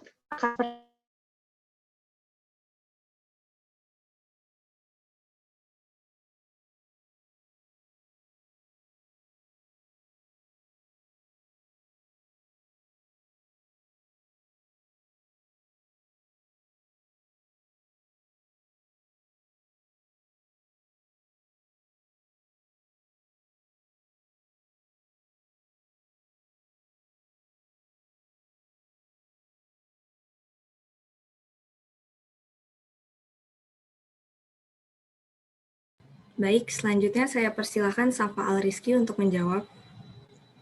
Baik, terima kasih pada Teresa atas pertanyaannya. Saya izin menjawab. Pertama, akankah saya mewajibkan untuk mengikuti kepanitiaan LKMM-TD ini untuk angkatan saya? Saya nggak akan mewajibkan karena itu menurut saya terlalu mengotoriter. Lebih baik dikit yang ikut sepenuh hati tapi berkualitas daripada keterpaksaan mereka mengikuti itu pada akhirnya menjadi kegiatan yang nggak diharapkan. Lalu bagaimana peserta di luar LKMM-TD boleh nggak ikut kepanitiaan? Kalau menurut saya itu butuh pemikiran panjang karena melihat kondisi, urgensi, dan situasinya. Tapi saya izin mencoba menjawab, sepertinya enggak, karena menghilangkan komitmen dari awal sebagai penekanan LKMM-TD ini sebagai salah satu persyaratan untuk ikut kepanitiaan. Itu sih, cukup. Terima kasih. Selanjutnya Ihsan Permadi, waktu 2 menit dipersilahkan. Baik, terima kasih Teresa atas pertanyaannya. Saya izin untuk menjawab. Kemungkinan saya juga akan sama seperti pendapat calon PO yang lainnya. Saya akan lebih ingin mengutamakan agar tidak wajib untuk mengikuti kepanitiaan secara terpaksa. Karena jika ada yang terpaksa dari suatu panitia, maka juga dia tidak akan sepenuh hati mengerjakan tugas-tugasnya. Kemudian untuk perihal mengambil sumber daya dari selain peserta LKMM, dirasa juga kurang etis dan juga menyalahi dari nilai awal dari LKMM-TD, sehingga saya ingin mengutamakan lebih dahulu bagi panitia dari peserta LKMM-TD sebelumnya.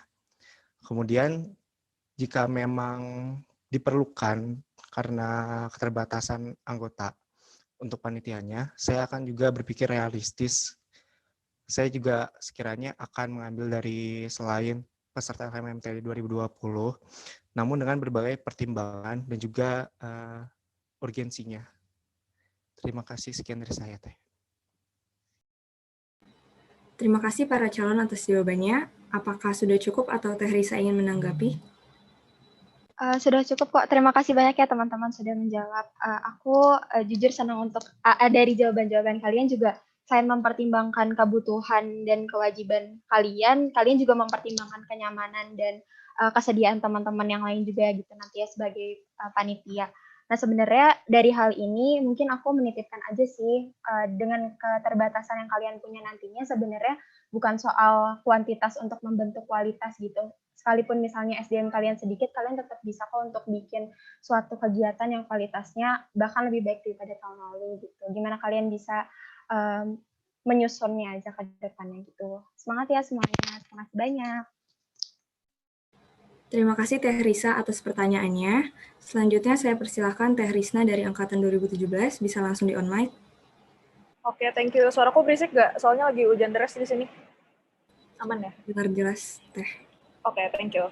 Aku mau nanya, sebenarnya bukan nanya pertanyaan yang solutif banget sih, nggak butuh jawaban yang solutif, tapi butuh jawaban insight aja ya, insight dari kalian. Nah, tadi kan udah disinggung juga tuh dari panelis dari Teh Ayu soal digitalisasi. Sebenarnya aku ada yang kepo aja sih. Sebenarnya aku tadi lihat-lihat grand design kalian, inovasi banyakin studi kasus, bener nggak teman-teman? Studi kasus dan sebagainya. Kalau menurutku pribadi itu bukan inovasi loh, karena itu sama aja gitu, bukan sesuatu yang baru. Paling penambahan kan ya. Nah, aku mau coba minta insight kalian. Kalian tahu juga kan sekarang ini musimnya remote working, terus remote organization, dan lain-lainnya. Pernah denger itu nggak? Itu kayak ya WFH kayak gini, dan gimana kita mengkontrol organisasi atau kantor atau pekerjaan itu bisa tetap berjalan.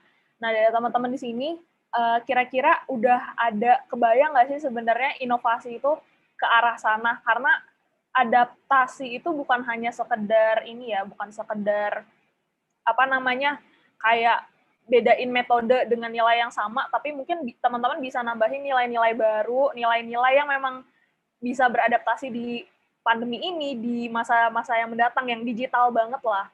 Bukan hanya sekedar, tadi aku dengar ada yang kayak metodenya ya banyak dipublish gitu.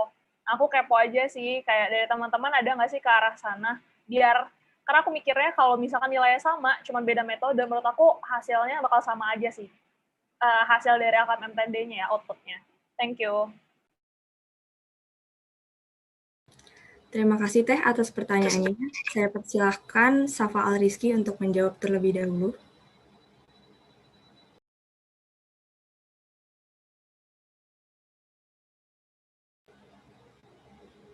Saya ulangi, saya persilahkan Safa Al-Rizky, waktu 2 menitnya dipersilahkan. Maaf, ini sebelumnya saya belum dapat menjelas dengar pertanyaannya karena barusan terjadi koneksi. Boleh intinya nggak diulangin Teh? Maaf. Oke. Jadi aku meminta insight kalian, apakah ada nilai baru yang akan kalian tanamkan di luar dari metode yang inovasi yang kalian bilang ya tadi, banyakin kasus dan lain-lainnya. Ada nggak sih nilai-nilai baru yang sekiranya emang beneran mengadaptasi zaman sekarang ini kayak gitu?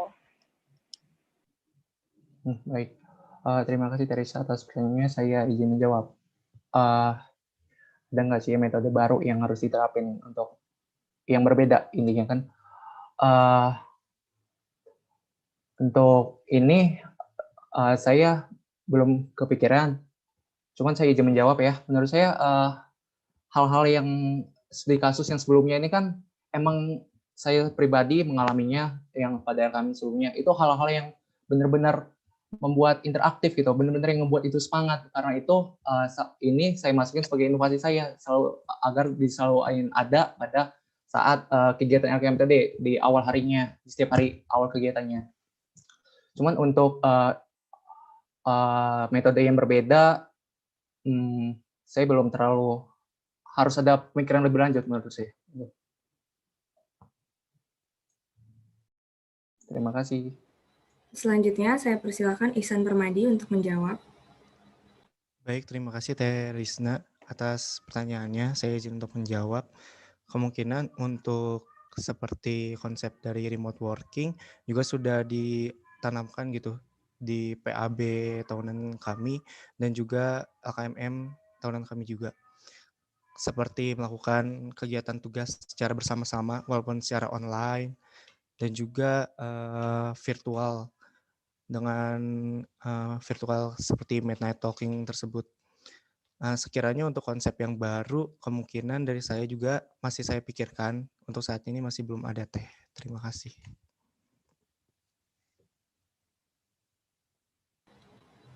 Selanjutnya, Amelia Ambarwati, waktu 2 menit dipersilahkan.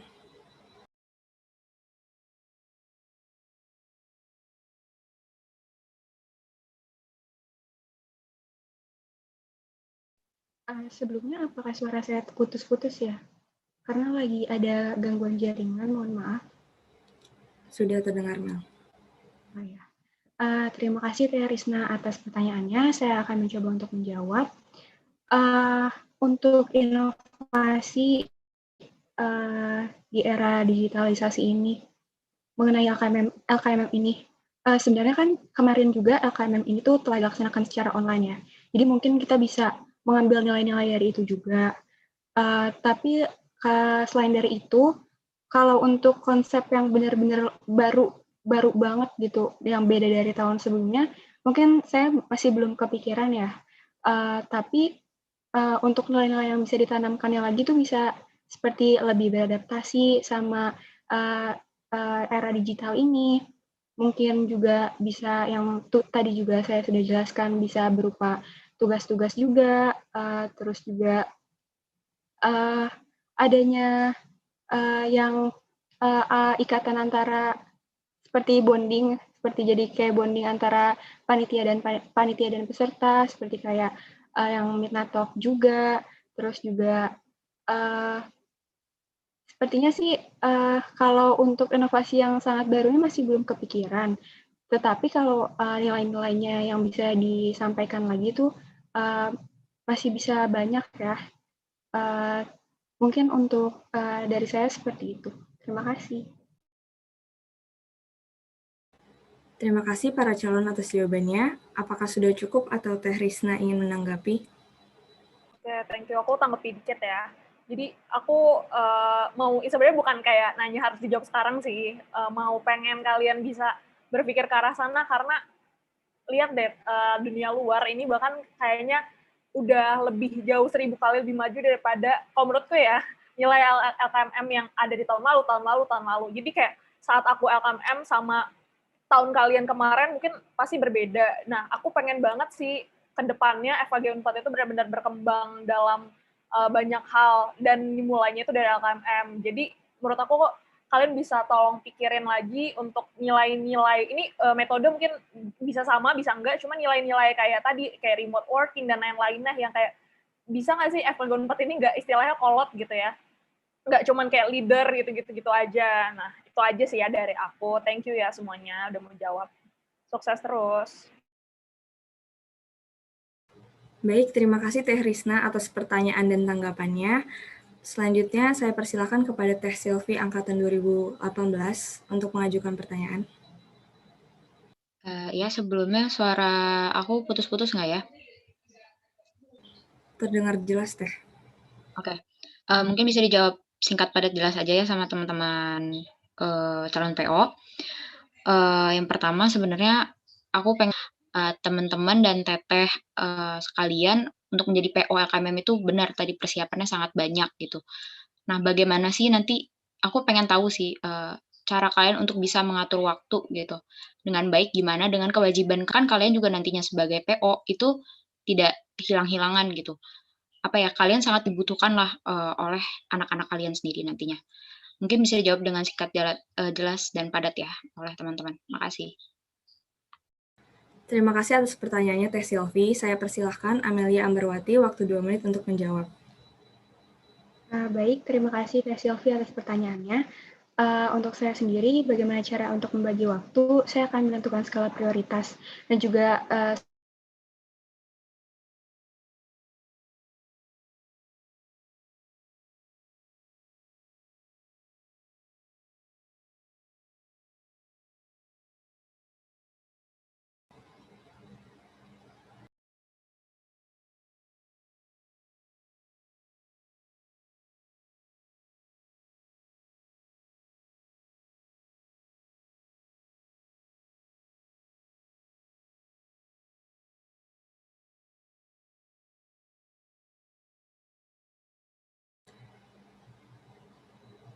Sepertinya Amelia sedang ada gangguan jaringan. Mungkin bisa dilanjutkan kepada Safa Al-Rizky. Dipersilakan 2 menit untuk menjawab.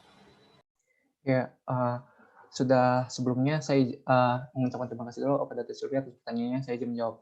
Sebelumnya terdapat persetujuan jika ingin mendaftar PO LKM MTDI itu lebih mengutamakan kepanitiaan ini dibanding yang lainnya. Yaitu sudah saya tanda tangani.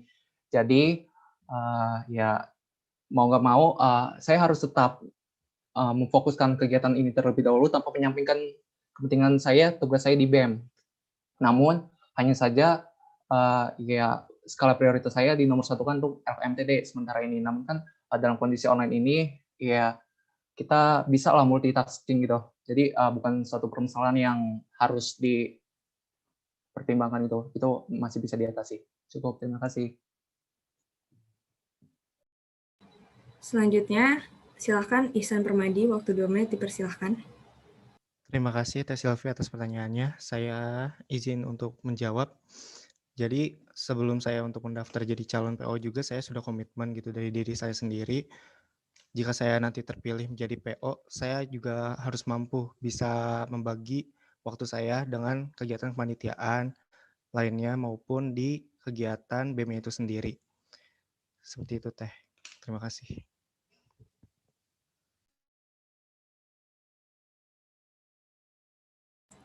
Baik, sepertinya Amelia belum masuk ke dalam Zoom-nya. Terima kasih para calon atas jawabannya. Apakah sudah cukup atau ingin ditanggapi? Ya, makasih Taya. Makasih juga teman-teman untuk jawabannya. Mungkin untuk Amel nanti tetap bisa ditulis aja ya untuk jawabannya.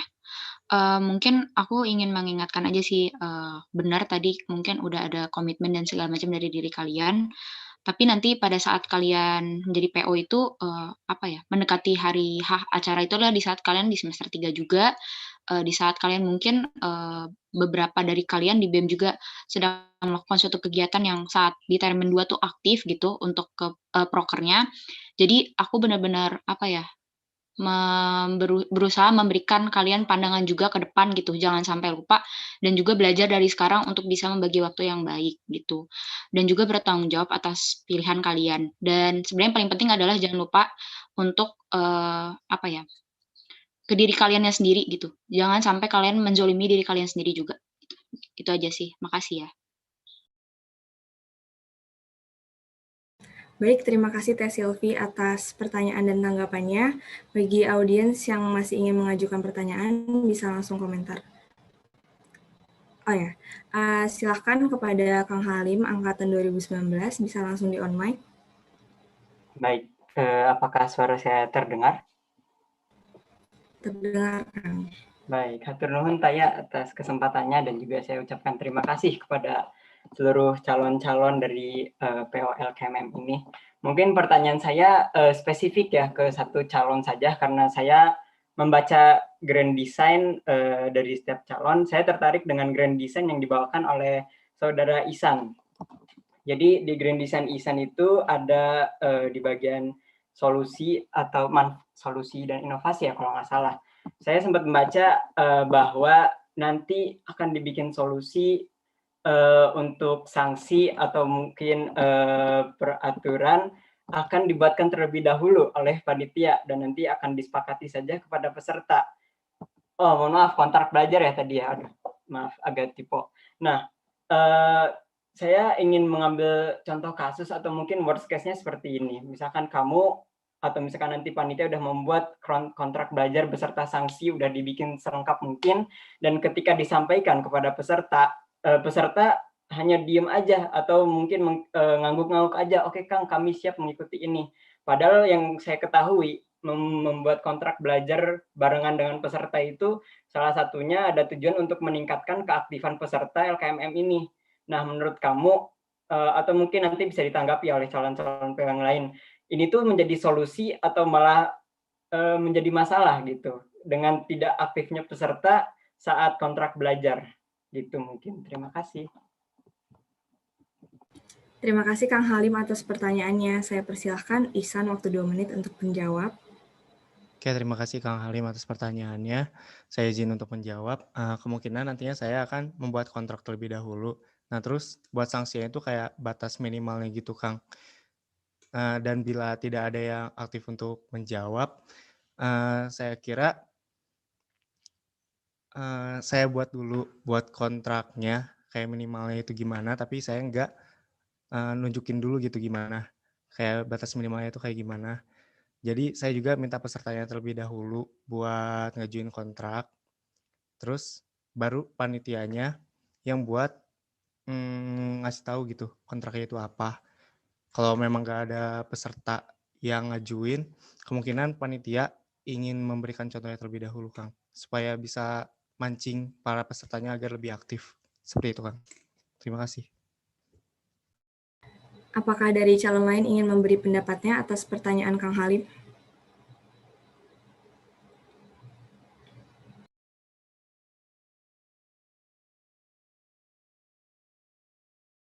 Baik, terima kasih Ihsan atas jawabannya. Apakah sudah cukup atau Kang Halim ingin menanggapi? Ya, sedikit ya. Sebenarnya udah cukup sih, dan dari pengalaman aku pun menjadi panitia, itu yang kita lakukan sebenarnya sebagai panitia. Kita emang sudah menyiapkan sebelumnya kontrak belajar, cuman emang nggak kita publish, emang nggak kita umumkan langsung ke peserta pas lagi pembahasan kontrak belajar, karena emang kita ingin mengaktifkan, ingin meningkatkan keaktifan peserta dan juga kekritisan peserta gitu. Mungkin aku salah tangkap berarti ya dari Green Design-nya, tapi nggak apa-apa kok, bagus banget. Terima kasih.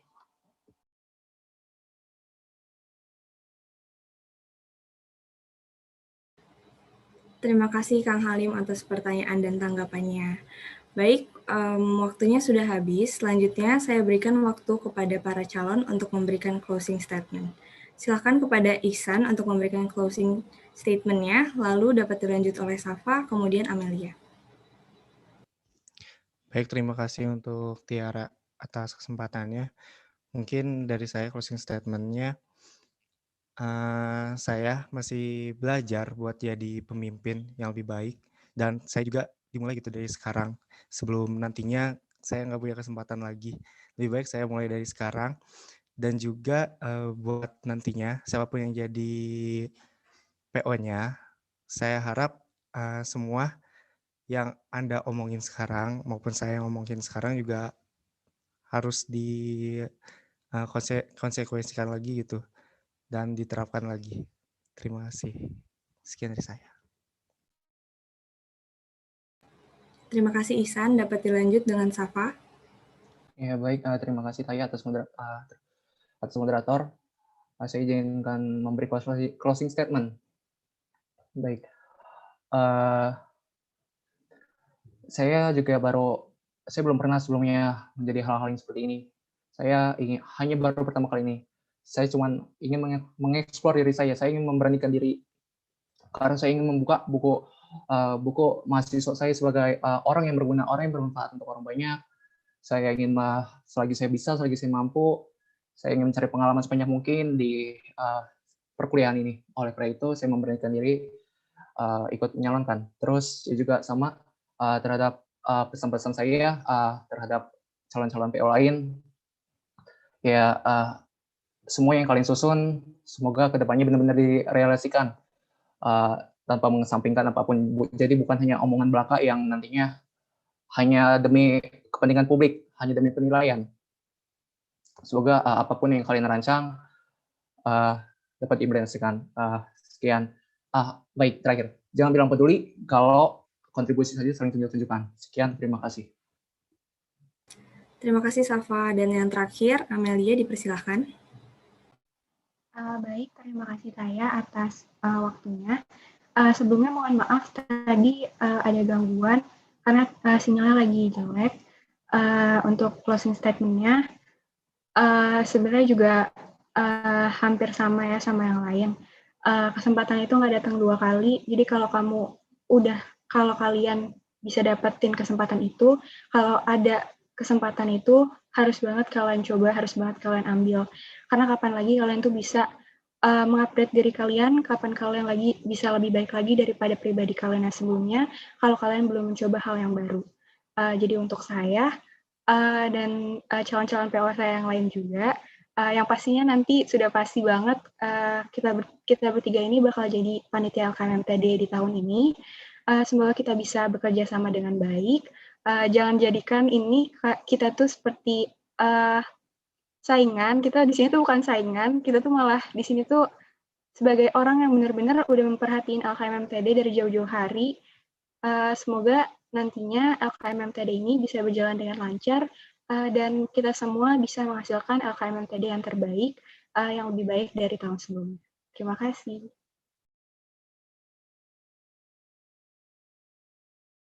Terima kasih para calon atas closing statement-nya.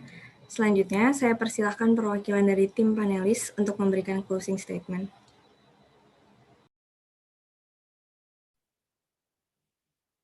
Oke, suara aku terdengar? Terdengar, Teh Ayu.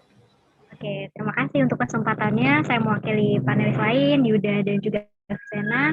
Sebelumnya kami mengucapkan terima kasih kepada teman-teman calon PO yang sudah memberikan tenaganya, terus mensumbangsihkan pikirannya untuk memikirkan kepentingan orang banyak.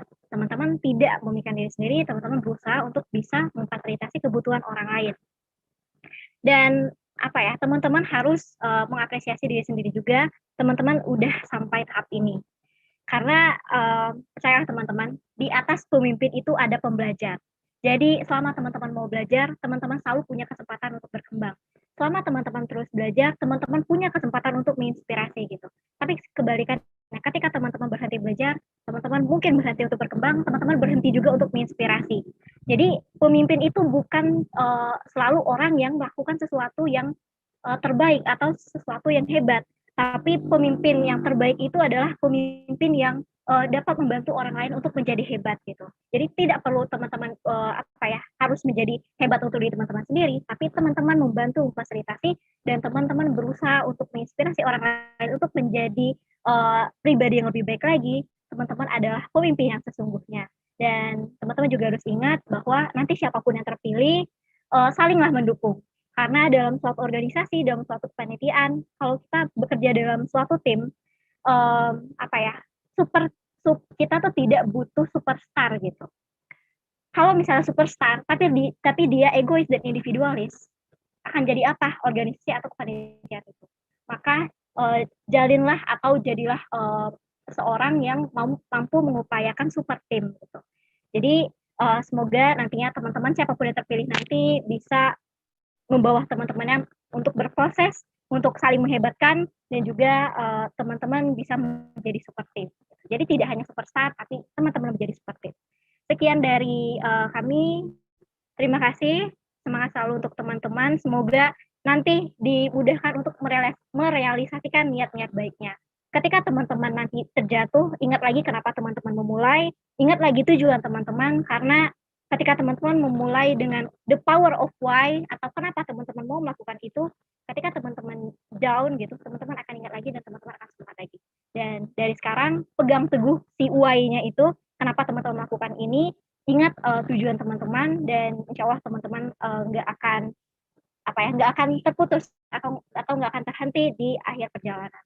Selamat berproses dan selamat menjadi pembelajar selamanya. Terima kasih. Terima kasih Teh Ayu. Dengan adanya closing statement dari calon PO dan para panelis, menandakan berakhirnya sesi uji publik calon PO LKM MTD. Terima kasih para calon dan terima kasih para panelis atas waktunya. Selanjutnya akan ada break 1 menit sebelum lanjut ke sesi uji publik calon PO Dentistry Creative Week. Diharapkan seluruh Kema FKU 4 yang hadir untuk tetap tinggal di ruang Zoom. Terima kasih.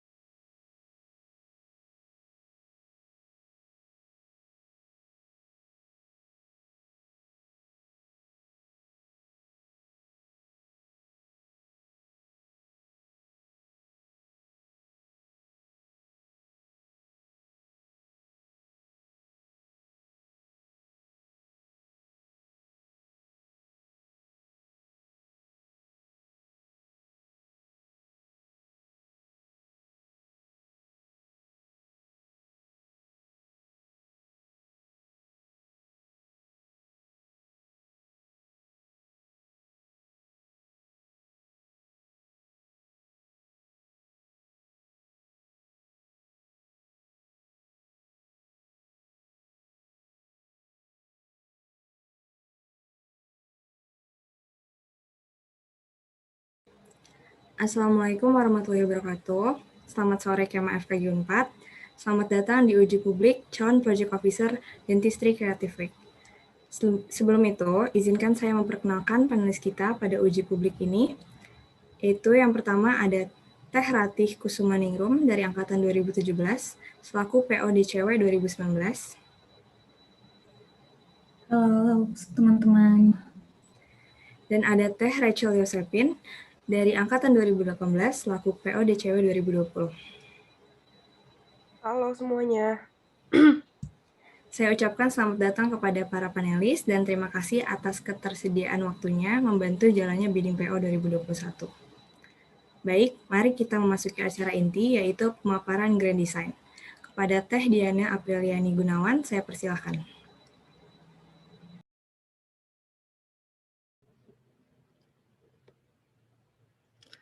Assalamualaikum warahmatullahi wabarakatuh. Perkenalkan, saya Diana Apriliani, di sini sebagai kandidat PO DCW tahun 2021.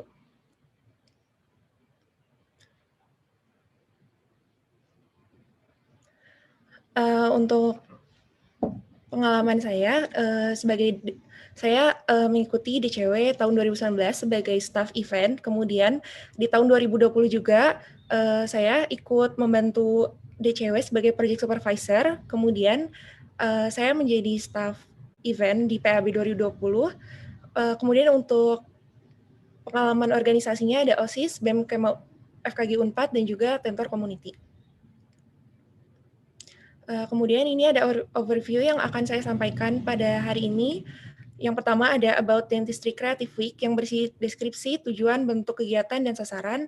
Kemudian ada rancangan kepanitiaan, timeline, konsep acara, dan juga yang terakhir ada evaluasi yang berisikan hambatan, solusi, inovasi, dan harapan. Kemudian mengenai DCW, Dentistry Creative Week merupakan serangkai acara yang diselenggarakan oleh Kema FKG Unpad yang menunjang sebagai sarana ajang perkembangan kreativitas, minat, bakat, serta bidang penalaran siswa dan mahasiswa pada era abad 21, yang dikemas melalui berbagai kompetisi seminar, talk show, dan lain-lain, baik dalam skala nasional maupun dalam skala internasional. Kemudian ada tujuan dari DCW, yang pertama adalah memperkenalkan FKG Unpad kepada siswa-siswi SMA atau sederajat dan masyarakat umum, kemudian untuk meningkatkan eksistensi Fakultas Kedokteran Gigi Unpad dalam kompetisi nasional, lalu untuk memfasilitasi minat, bakat, penalaran, dan kreativitas peserta dalam bentuk multi-field competition, kemudian menumbuhkan minat terhadap Fakultas Kedokteran Gigi Universitas Pajajaran bagi siswa SMA atau sederajat. Kemudian yang terakhir adalah mendapat keuntungan finansial untuk keuangan BEM Kema FKG Unpad. Kemudian ada bentuk acara dari DCW itu sendiri. Yang pertama ada seminar atau talk show yang memfasilitasi peserta untuk memahami materi dalam sistem pembelajaran jarak jauh. Lalu ada kompetisi, multi-field competition yang meliputi poster competition, video competition, dan literatur review competition. Lalu yang terakhir ada inovasi dari saya sendiri yang akan saya jelaskan lebih lanjut, yaitu mentoring yang ditunjukkan untuk peserta SMA atau sederajat berisi tips and trik ujian semester, ujian seleksi FKG, simulasi pembelajaran, dan juga simulasi praktikum FKG. Kemudian ada rancangan. Untuk rancangan kepanitiaan sendiri ada PO, VPO, sekretaris, dan bendahara. Untuk kepanitiaannya ada divisi acara, divisi lomba, divisi dana usaha dan sponsorship, dan divisi PDD. Nah, kepanitiaan ini bisa berubah-ubah tergantung dengan konsep acara yang akan dilaksanakan, apakah online ataupun offline. Kemudian ini ada rancangan timeline-nya. Untuk bulan Maret ini merupakan open recruitment panitia, lalu April sampai Mei merancang konsep acara, merancang proposal, dan juga membuat teknis kasar. Lalu untuk bulan Juni membuat teknis detail, lalu ada audiensi, dan pencarian sponsorship. Selanjutnya di bulan Agustus ini udah mulai registrasi lomba, sampai September ini merupakan rangkaian acara DCW tahun 2021. Lalu ini adalah konsep acara yang saya rancang. Untuk seminar ini, materi yang diangkat untuk seminar talk show mengikuti tema acara yang sudah ditentukan.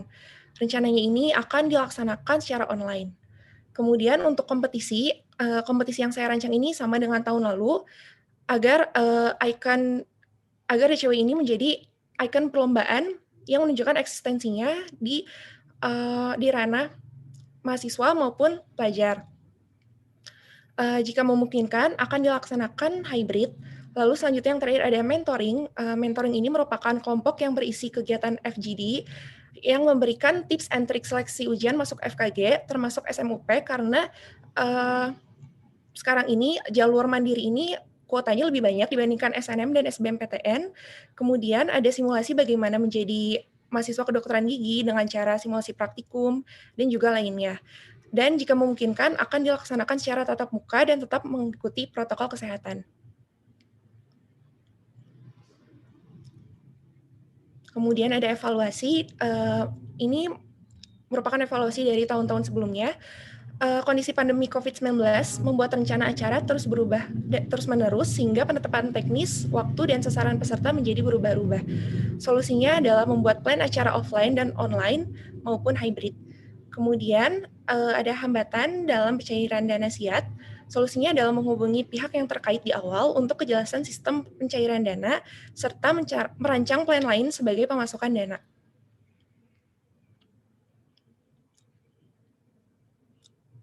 Kemudian untuk harapannya, diharapkan acara DCW ini dapat memfasilitasi minat, bakat, penalaran, dan kreativitas peserta dalam bentuk multi-field competition, serta menumbuhkan minat terhadap Fakultas Kedokteran Gigi UNPAD bagi siswa SMA atau sederajat. Terima kasih atas perhatiannya. Wassalamualaikum warahmatullahi wabarakatuh. Waalaikumsalam warahmatullahi wabarakatuh. Terima kasih kepada calon atas pemaparannya. Selanjutnya saya persilahkan kepada teteh-teteh panelis untuk memberikan pertanyaan atau menanggapi grand design dan diberi waktu 1 menit, serta dapat mengajukan lebih dari 1 pertanyaan. Bisa langsung di-on-mic, Teh. Ya, baik. Mungkin dari saya terlebih dahulu ya. Jadi aku mau nanya tentang tadi ada konsep mentoring. Boleh dijelaskan lagi secara detail misalnya siapa yang bakal jadi mentornya, apakah mahasiswa atau dokter dan sebagainya. Lalu untuk selain itu sebenarnya untuk grand design yang diajukan oleh Diana ini sangat bagus. Ada pembaruan juga yang tentang mentoring. Tapi ada beberapa konsep yang tetap dipakai. Namun apakah dari tahun lalu itu apakah ada pembaruan tersendiri dari sebelumnya? Lalu untuk yang hybrid ini sebenarnya kalau misalnya memungkinkan itu seperti apa konsepnya? Mungkin dari saya sekian. Terima kasih. Terima kasih atas pertanyaannya Teh Ratih. Saya persilahkan Teh Diana waktu 2 menit untuk menjawab. Untuk konsep mentoring ini yang saya rancang akan dibimbing oleh mahasiswa karena agar mahasiswa dan siswa itu merasa dekat sehingga acara ini dapat lebih menarik. Kemudian menurut saya karena umur dari mahasiswa dan siswa SMA ini tidak terlalu jauh, lebih mudah untuk berkomunikasi sehingga mereka mungkin akan merasa lebih nyaman dibandingkan dengan dokter. Kemudian untuk konsep hybridnya sendiri yang saya pikirkan adalah untuk lomba-lomba seperti lomba literatur review itu mungkin apabila memungkinkan bisa dilaksanakan secara offline dengan mengikuti protokol kesehatan. Cuman untuk lomba-lomba video dan juga poster pastinya itu diadakan secara online. Kemudian untuk webinar atau talk show-nya atau mungkin barangkali bisa workshop juga itu akan dilaksanakan secara online. Dan yang terakhir untuk mentoring sendiri karena akan ada simulasi praktikum dan juga simulasi bagaimana cara belajar di FKG UNPAD, saya rasa konsep offline ini terbaik. Terima kasih calon atas jawabannya. Apakah sudah cukup atau Teh Ratih ingin menanggapi? Oke, jadi tadi yang hybrid itu buat yang mentoring praktikumnya, jadi anak-anaknya secara langsung gitu ngelihat praktikum kita gimana. Ya, mungkin bisa dipikirkan lagi karena sekarang kan pandemi ya. Jadi bisa mungkin ya bagus sih, memang bagusnya harus offline, tapi harus dipikirkan juga sekarang kondisinya sedang seperti ini. Dari saya sudah sekian. Terima kasih. Baik, terima kasih Teh Rati atas pertanyaan dan tanggapannya. Saya persilahkan apabila panelis lain ingin mengajukan pertanyaan, bisa langsung di on mic. Halo, sorry suaraku kedengeran nggak? Terdengar Teh Acel. Tadi yang udah ditanya Teh Rati, berarti konsep mentoringnya itu kayak workshop, kayak latihan praktikum gitu ya, Diana?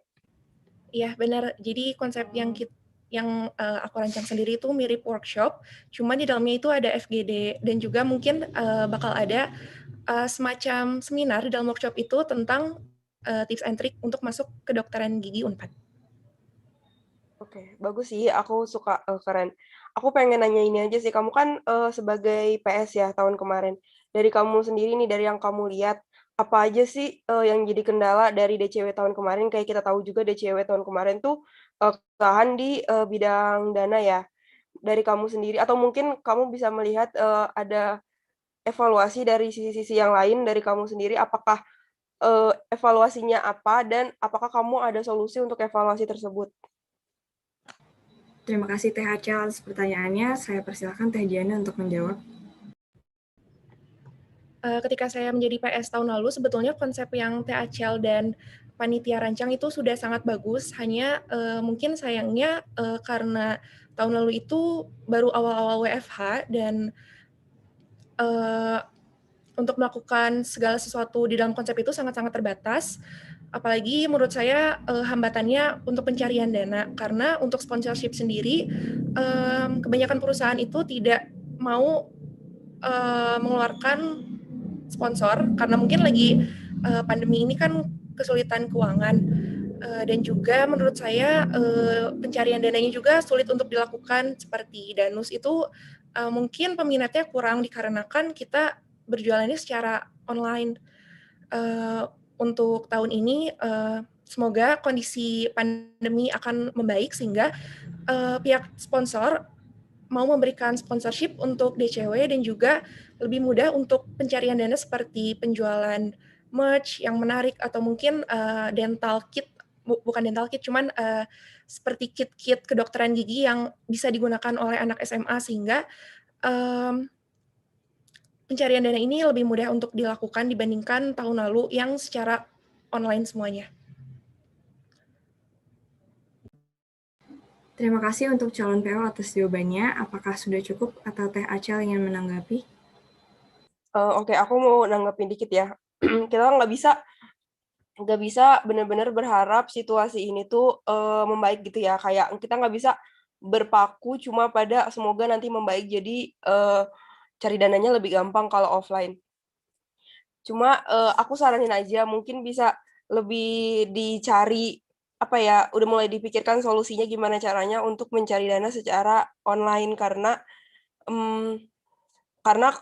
kita nggak bisa bener-bener kayak karena tahun lalu juga kan aku kayak aduh semoga deh nanti pas udah hari H udah selesai coronanya ternyata atau enggak gitu kan. Jadi kayaknya mungkin udah mulai dicari lah solusinya untuk cari dana secara online kayak gitu. Tapi kayaknya menurut aku untuk sponsor untuk sekarang kayaknya udah bisa sih mungkin karena udah nggak terlalu kaget lagi. Gitu aja. Makasih Diana. Baik, terima kasih Teh Acel atas pertanyaan dan tanggapannya. Karena masih ada waktu untuk sesi pertanyaan dari panelis, saya persilahkan apabila masih ada pertanyaan yang ingin diajukan bisa langsung di on mic.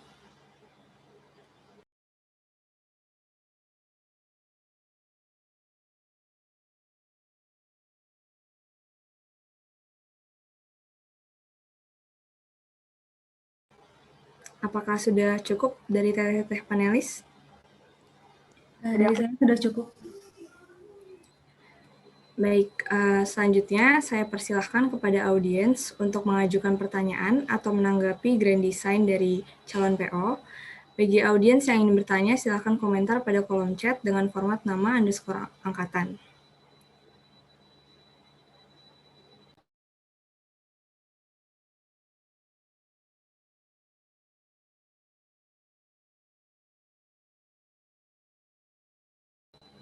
Baik, untuk Teh Ita, angkatan 2018, bisa langsung di on mic, Teh. Punten, itu ada Vina dulu, 2019. Oh ya, maaf. Untuk Teh Vina, angkatan 2019, bisa langsung di on mic. Baik, terima kasih atas kesempatannya. Apakah suara saya sudah terdengar?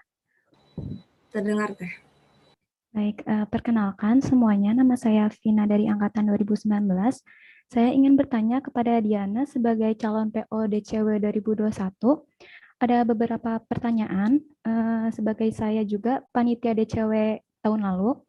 Yang pertama, saya ingin bertanya untuk calon PO DCW, bagaimana meningkatkan antusiasme Kema terhadap event DCW, baik itu dalam event webinarnya ataupun dalam event perlombaannya nanti.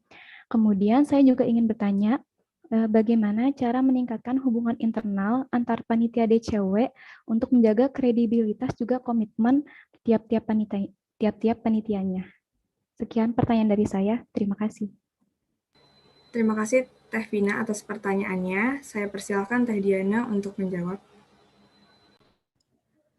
Makasih Vina atas pertanyaannya. Jadi tadi pertanyaan pertama untuk meningkatkan antusias Kema. Menurut saya hal yang perlu diperhatikan adalah cara branding dari eventnya sendiri. Nah, untuk cara brandingnya sendiri yang saya rancang adalah memilih tema kegiatan dengan sasaran yang tepat, kemudian melakukan promosi acara dengan menarik seperti melalui Instagram, YouTube, TikTok, dan media partner, kerjasama dengan media partner. Kemudian yang terakhir, menunjukkan profesionalitas sebagai panitia acara lomba, yang artinya persiapan dari DCW ini harus dilakukan secara matang, sehingga orang-orang atau peserta tuh bisa melihat, wah DCW itu ternyata kegiatannya menarik ya. Dan juga untuk pertanyaan kedua, tentang hubungan internal, bagaimana cara meningkatkan hubungan internal, yang pastinya saya akan membangun tim untuk DCW dengan secara kekeluargaan, namun tetap menjunjung nilai-nilai profesionalitas seperti tepat waktu, dan juga mungkin untuk masa-masa sekarang ini, karena mungkin rapat bisa diakses di mana saja dan sehingga menyebabkan waktu ini tidak ada batasnya. Nah, saya sendiri akan merencanakan bahwa tim ini harus tetap berjalan secara kekeluargaan, tetapi tetap profesional. Terima kasih. Terima kasih untuk calon PO atas jawabannya. Apakah sudah cukup atau Teh Vina ingin menanggapi? Baik, terima kasih Diana atas jawabannya. Untuk jawabannya udah cukup. Aku cuma ingin menambahkan, jangan lupa untuk menjaga rasa kepemilikan di antar panitia nanti, soalnya seperti yang kita tahu bahwa mahasiswa FKG itu nanti kan pasti banyak yang aktif ya, nggak hanya ikut jadi kepanitiaan DCW, tapi juga ikut kepanitiaan dan juga organisasi yang lainnya. Terima kasih. Semangat Diana. Terima kasih Vina. Baik, terima kasih Teh Vina atas pertanyaan dan tanggapannya. Selanjutnya untuk Teh Ita angkatan 2018 bisa langsung di on mic. Oke, terima kasih Taya. Terus sebelumnya aku mau ngucapin terima kasih, semangat ke Diana yang udah memberanikan diri untuk mendaftar sebagai PO DCW ini. Mungkin yang mau aku tanyakan ada beberapa hal ya. Yang pertama, soal branding nih, kan kemarin seperti kita tahu juga ya, untuk peserta DCW pun beberapa banyak yang maksudnya kurang dari target gitu. Nah, untuk dari Diana sendiri, inovasi untuk branding DCW tahun ini itu gimana gitu untuk meningkatkan antusias eksternal terhadap DCW tahun ini. Dan untuk selanjutnya mengenai kan biasanya nih event-event lomba seperti ini tuh lombanya mirip-mirip gitu ya antara satu universitas. Acara lomba seperti literatur review, cerdas cermat, mungkin dilalui oleh panitia DCW ini akan menjadikan DCW tahun-tahun berikutnya lebih baik, sehingga eksistensi dari DCW, proker DCW ini bisa meningkat. Kemudian mungkin bisa ada lomba tambahan untuk yang saya pikirkan kemarin, mungkin bisa diadakan lomba seperti determinasi gigi, yaitu menentukan nomenklatur gigi secara tim. Seperti itu, Teh. Terima kasih Teh Diana untuk jawabannya. Apakah sudah cukup atau Teh Ita ingin menanggapi? Oke, baik. Terima kasih Diana atas jawabannya. Sebenarnya sudah cukup menjawab. Cuman mungkin aku mau titip aja. Sebenarnya di kondisi online kayak gini banyak sekali inovasi yang bisa kita cari gitu untuk bisa kita terus explore dan meningkatkan kualitas DCW ini. Dan tidak menutup kemungkinan juga pun kalau bisa DCW ini kita tingkatkan gitu, bukan hanya nasional tapi juga bisa internasional, kita buka untuk Asia gitu. Itu menurut saya di kondisi online kayak gini itu cukup memungkinkan. Cuman itu bisa dicari lagi inovasi-inovasi yang bisa membantu branding DCW sehingga meningkatkan antusias untuk peserta-peserta DCW ke depannya. Mungkin terima kasih banyak Riana atas jawabannya, sudah cukup jelas. Baik, terima kasih Teh Ita atas pertanyaan dan tanggapannya. Selanjutnya, Teh Ayu, Angkatan 2017, bisa langsung di-on mic untuk mengajukan pertanyaan. Terima kasih sebelumnya untuk kesempatannya. Sebelumnya mau apresiasi dulu buat Diana yang sudah memberanikan diri untuk mencalonkan sebagai ketua pelaksana DCW tahun ini. Sebenarnya pertanyaan aku sama seperti Ita, betul. Yang teman-teman, mungkin ketika kita menyelenggarakan suatu acara, kita nggak bisa memungkiri juga ya, apa sih signature gitu, signature atau branding kita dibanding branding dari acara orang lain gitu. Apalagi yang aku lihat ya sama ini DCW ya pada dasarnya kan kurang lebih mirip ya sama acara-acara di universitas lain juga. Kita di Unair ada ADS, di UI ada DSM, terus di UNED ada lombanya tersendiri gitu. Nah, dari sekian banyak perlombaan dan acara-acara yang diselenggarakan oleh setiap universitas itu, di situ sebenarnya menuntut kreativitas kita juga gitu. Apa sih bedanya kita sama yang lain gitu? Nah, entah itu betul tadi kata Ita ya, misalnya kita bisa ubah dari sasarannya, atau misalnya kita juga bisa ubah dari skalanya, atau mungkin kita kasih konsep fresh yang sebelumnya nggak pernah ada. Misal mungkin conference gitu dan lain-lain. Itu kan sebenarnya sesuatu yang baru, tapi sampai saat ini belum ada loh sebenarnya yang eksekusi itu di Indonesia gitu. Maksudnya FKG di Indonesia rata-rata ya so-so gitu. Maksudnya ya lomba gitu, litref, KTI dan lain-lain gitu. Nah, mungkin Diana dan nanti timnya gitu bisa merancang lagi sehingga DCW ini tuh menjadi salah satu signature FKG Unpad. Jadi ketika orang ingat, oh DCW itu yang itu tuh ya gitu. Nah, ketika sebenarnya orang udah bisa mendefinisikan DCW itu sesuatu yang ada di kepala mereka, itu sebenarnya berarti branding kita tuh udah nyampe ke sana gitu. Tapi kalau misalnya orang masih memikirkan, oh lomba itu ya sama kan kayak yang lain, cuma ini bedanya FKG 4 aja gitu yang nyelenggarain. Nah, di situ berarti masih ada PR untuk kita untuk membenahi itu. Jadi mungkin nanti bisa dicari lagi inovasi-inovasinya dan bisa manfaatkan teknologi-teknologi yang ada. Terus konsep-konsep fresh tadi dipertimbangkan lagi dengan segala keterbatasan yang kita punya juga gitu. Intinya kita bisa bermimpi besar, tapi harus realistis juga gitu, melihat keadaan yang kita hadapi. Gitu. Jadi dari aku nggak ada pertanyaan, tapi mungkin sedikit penambahan aja dari kita. Terima kasih, semangat buat Diana dan sukses. Terima kasih Teh. Baik, terima kasih Teh Ayu atas tanggapannya. Bagi audiens yang ingin bertanya, waktunya masih tersisa, bisa langsung komen di kolom chat.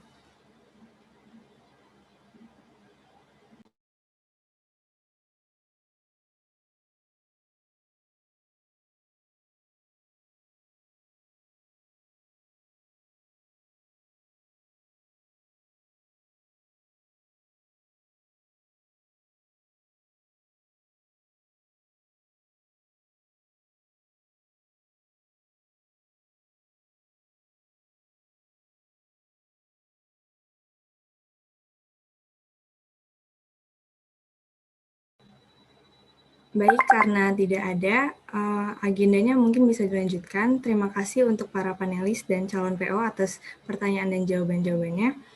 Selanjutnya, saya berikan kesempatan kepada calon untuk memberikan closing statement. Baik, terima kasih Tiara. Terima kasih untuk Teh Ratih, Teh Acel, Teh Ayu, Teh Ita dan yang lainnya, teman-teman. Makasih udah memberikan saran. Lalu terima kasih juga sudah memberikan kesempatan kepada saya untuk menjadi kandidat PO yang merupakan jabatan tinggi pertama saya di FKG. Semoga DCW di tahun ini bisa berjalan dengan lancar, walaupun banyak rintangan baru dan yang membutuhkan banyak inovasi. Saya sebagai calon PO DCW, mohon dukungannya untuk acara ini dari seluruh Kema FKG Unpad. Dan untuk teman-teman dan adik-adik jangan lupa pada daftar ya pas oprek DCW. Sekian dan terima kasih. Terima kasih Teh Diana atas closing statement-nya. Selanjutnya saya persilahkan perwakilan dari tim panelis untuk memberikan closing statement. Ya baik, saya wakilkan. Jadi sebelumnya saya ucapkan terima kasih kepada Diana yang sudah mau dan berani menjadi calon PO dan memaparkan grand design yang sangat bagus dan inovatif ini. Tetap semangat ya untuk menjalankan amanahnya khususnya di FKG ini sebagai mahasiswa dan juga sebagai aktivis. Insya Allah jika memang sudah menjadi takdirnya Diana untuk menjadi PO, Diana pasti bisa melaluinya. Karena seperti kita tahu bahwa Allah tidak akan pernah salah memberi pundak. Jadi tetap semangat ya, dan jangan lupa untuk realisasikan grand design-nya karena ini salah satu inovatif yang bagus tadi tentang mentoring juga. Ini akan mencapai tujuan Diana ya, ini untuk meningkatkan ekstensi FKG Unpad sendiri. Jadi sekian dari saya, terima kasih. Terima kasih Teh Rati. Terima kasih Teh Rati. Closing statement tadi menandakan berakhir sudah rangkaian kegiatan kita pada hari ini. Saya mewakili BEM Kema FKG Unpad mengucapkan terima kasih kepada para calon, akang teteh panelis, dan tentunya Kema FKG Unpad yang sudah menyempatkan waktunya untuk hadir dan berkontribusi dalam proses menyukseskan program-program kerja BEM yang tidak lama lagi akan dilaksanakan. Siapapun project officer yang terpilih nanti, mari kita sama-sama membantu dan berdoa agar program kerja tersebut dilancarkan dan berjalan sesuai dengan kebutuhan juga kepentingan bersama. Sebelum mengakhiri kegiatan pada hari ini, alangkah baiknya kita berdoa terlebih dahulu. Berdoa dipersilahkan.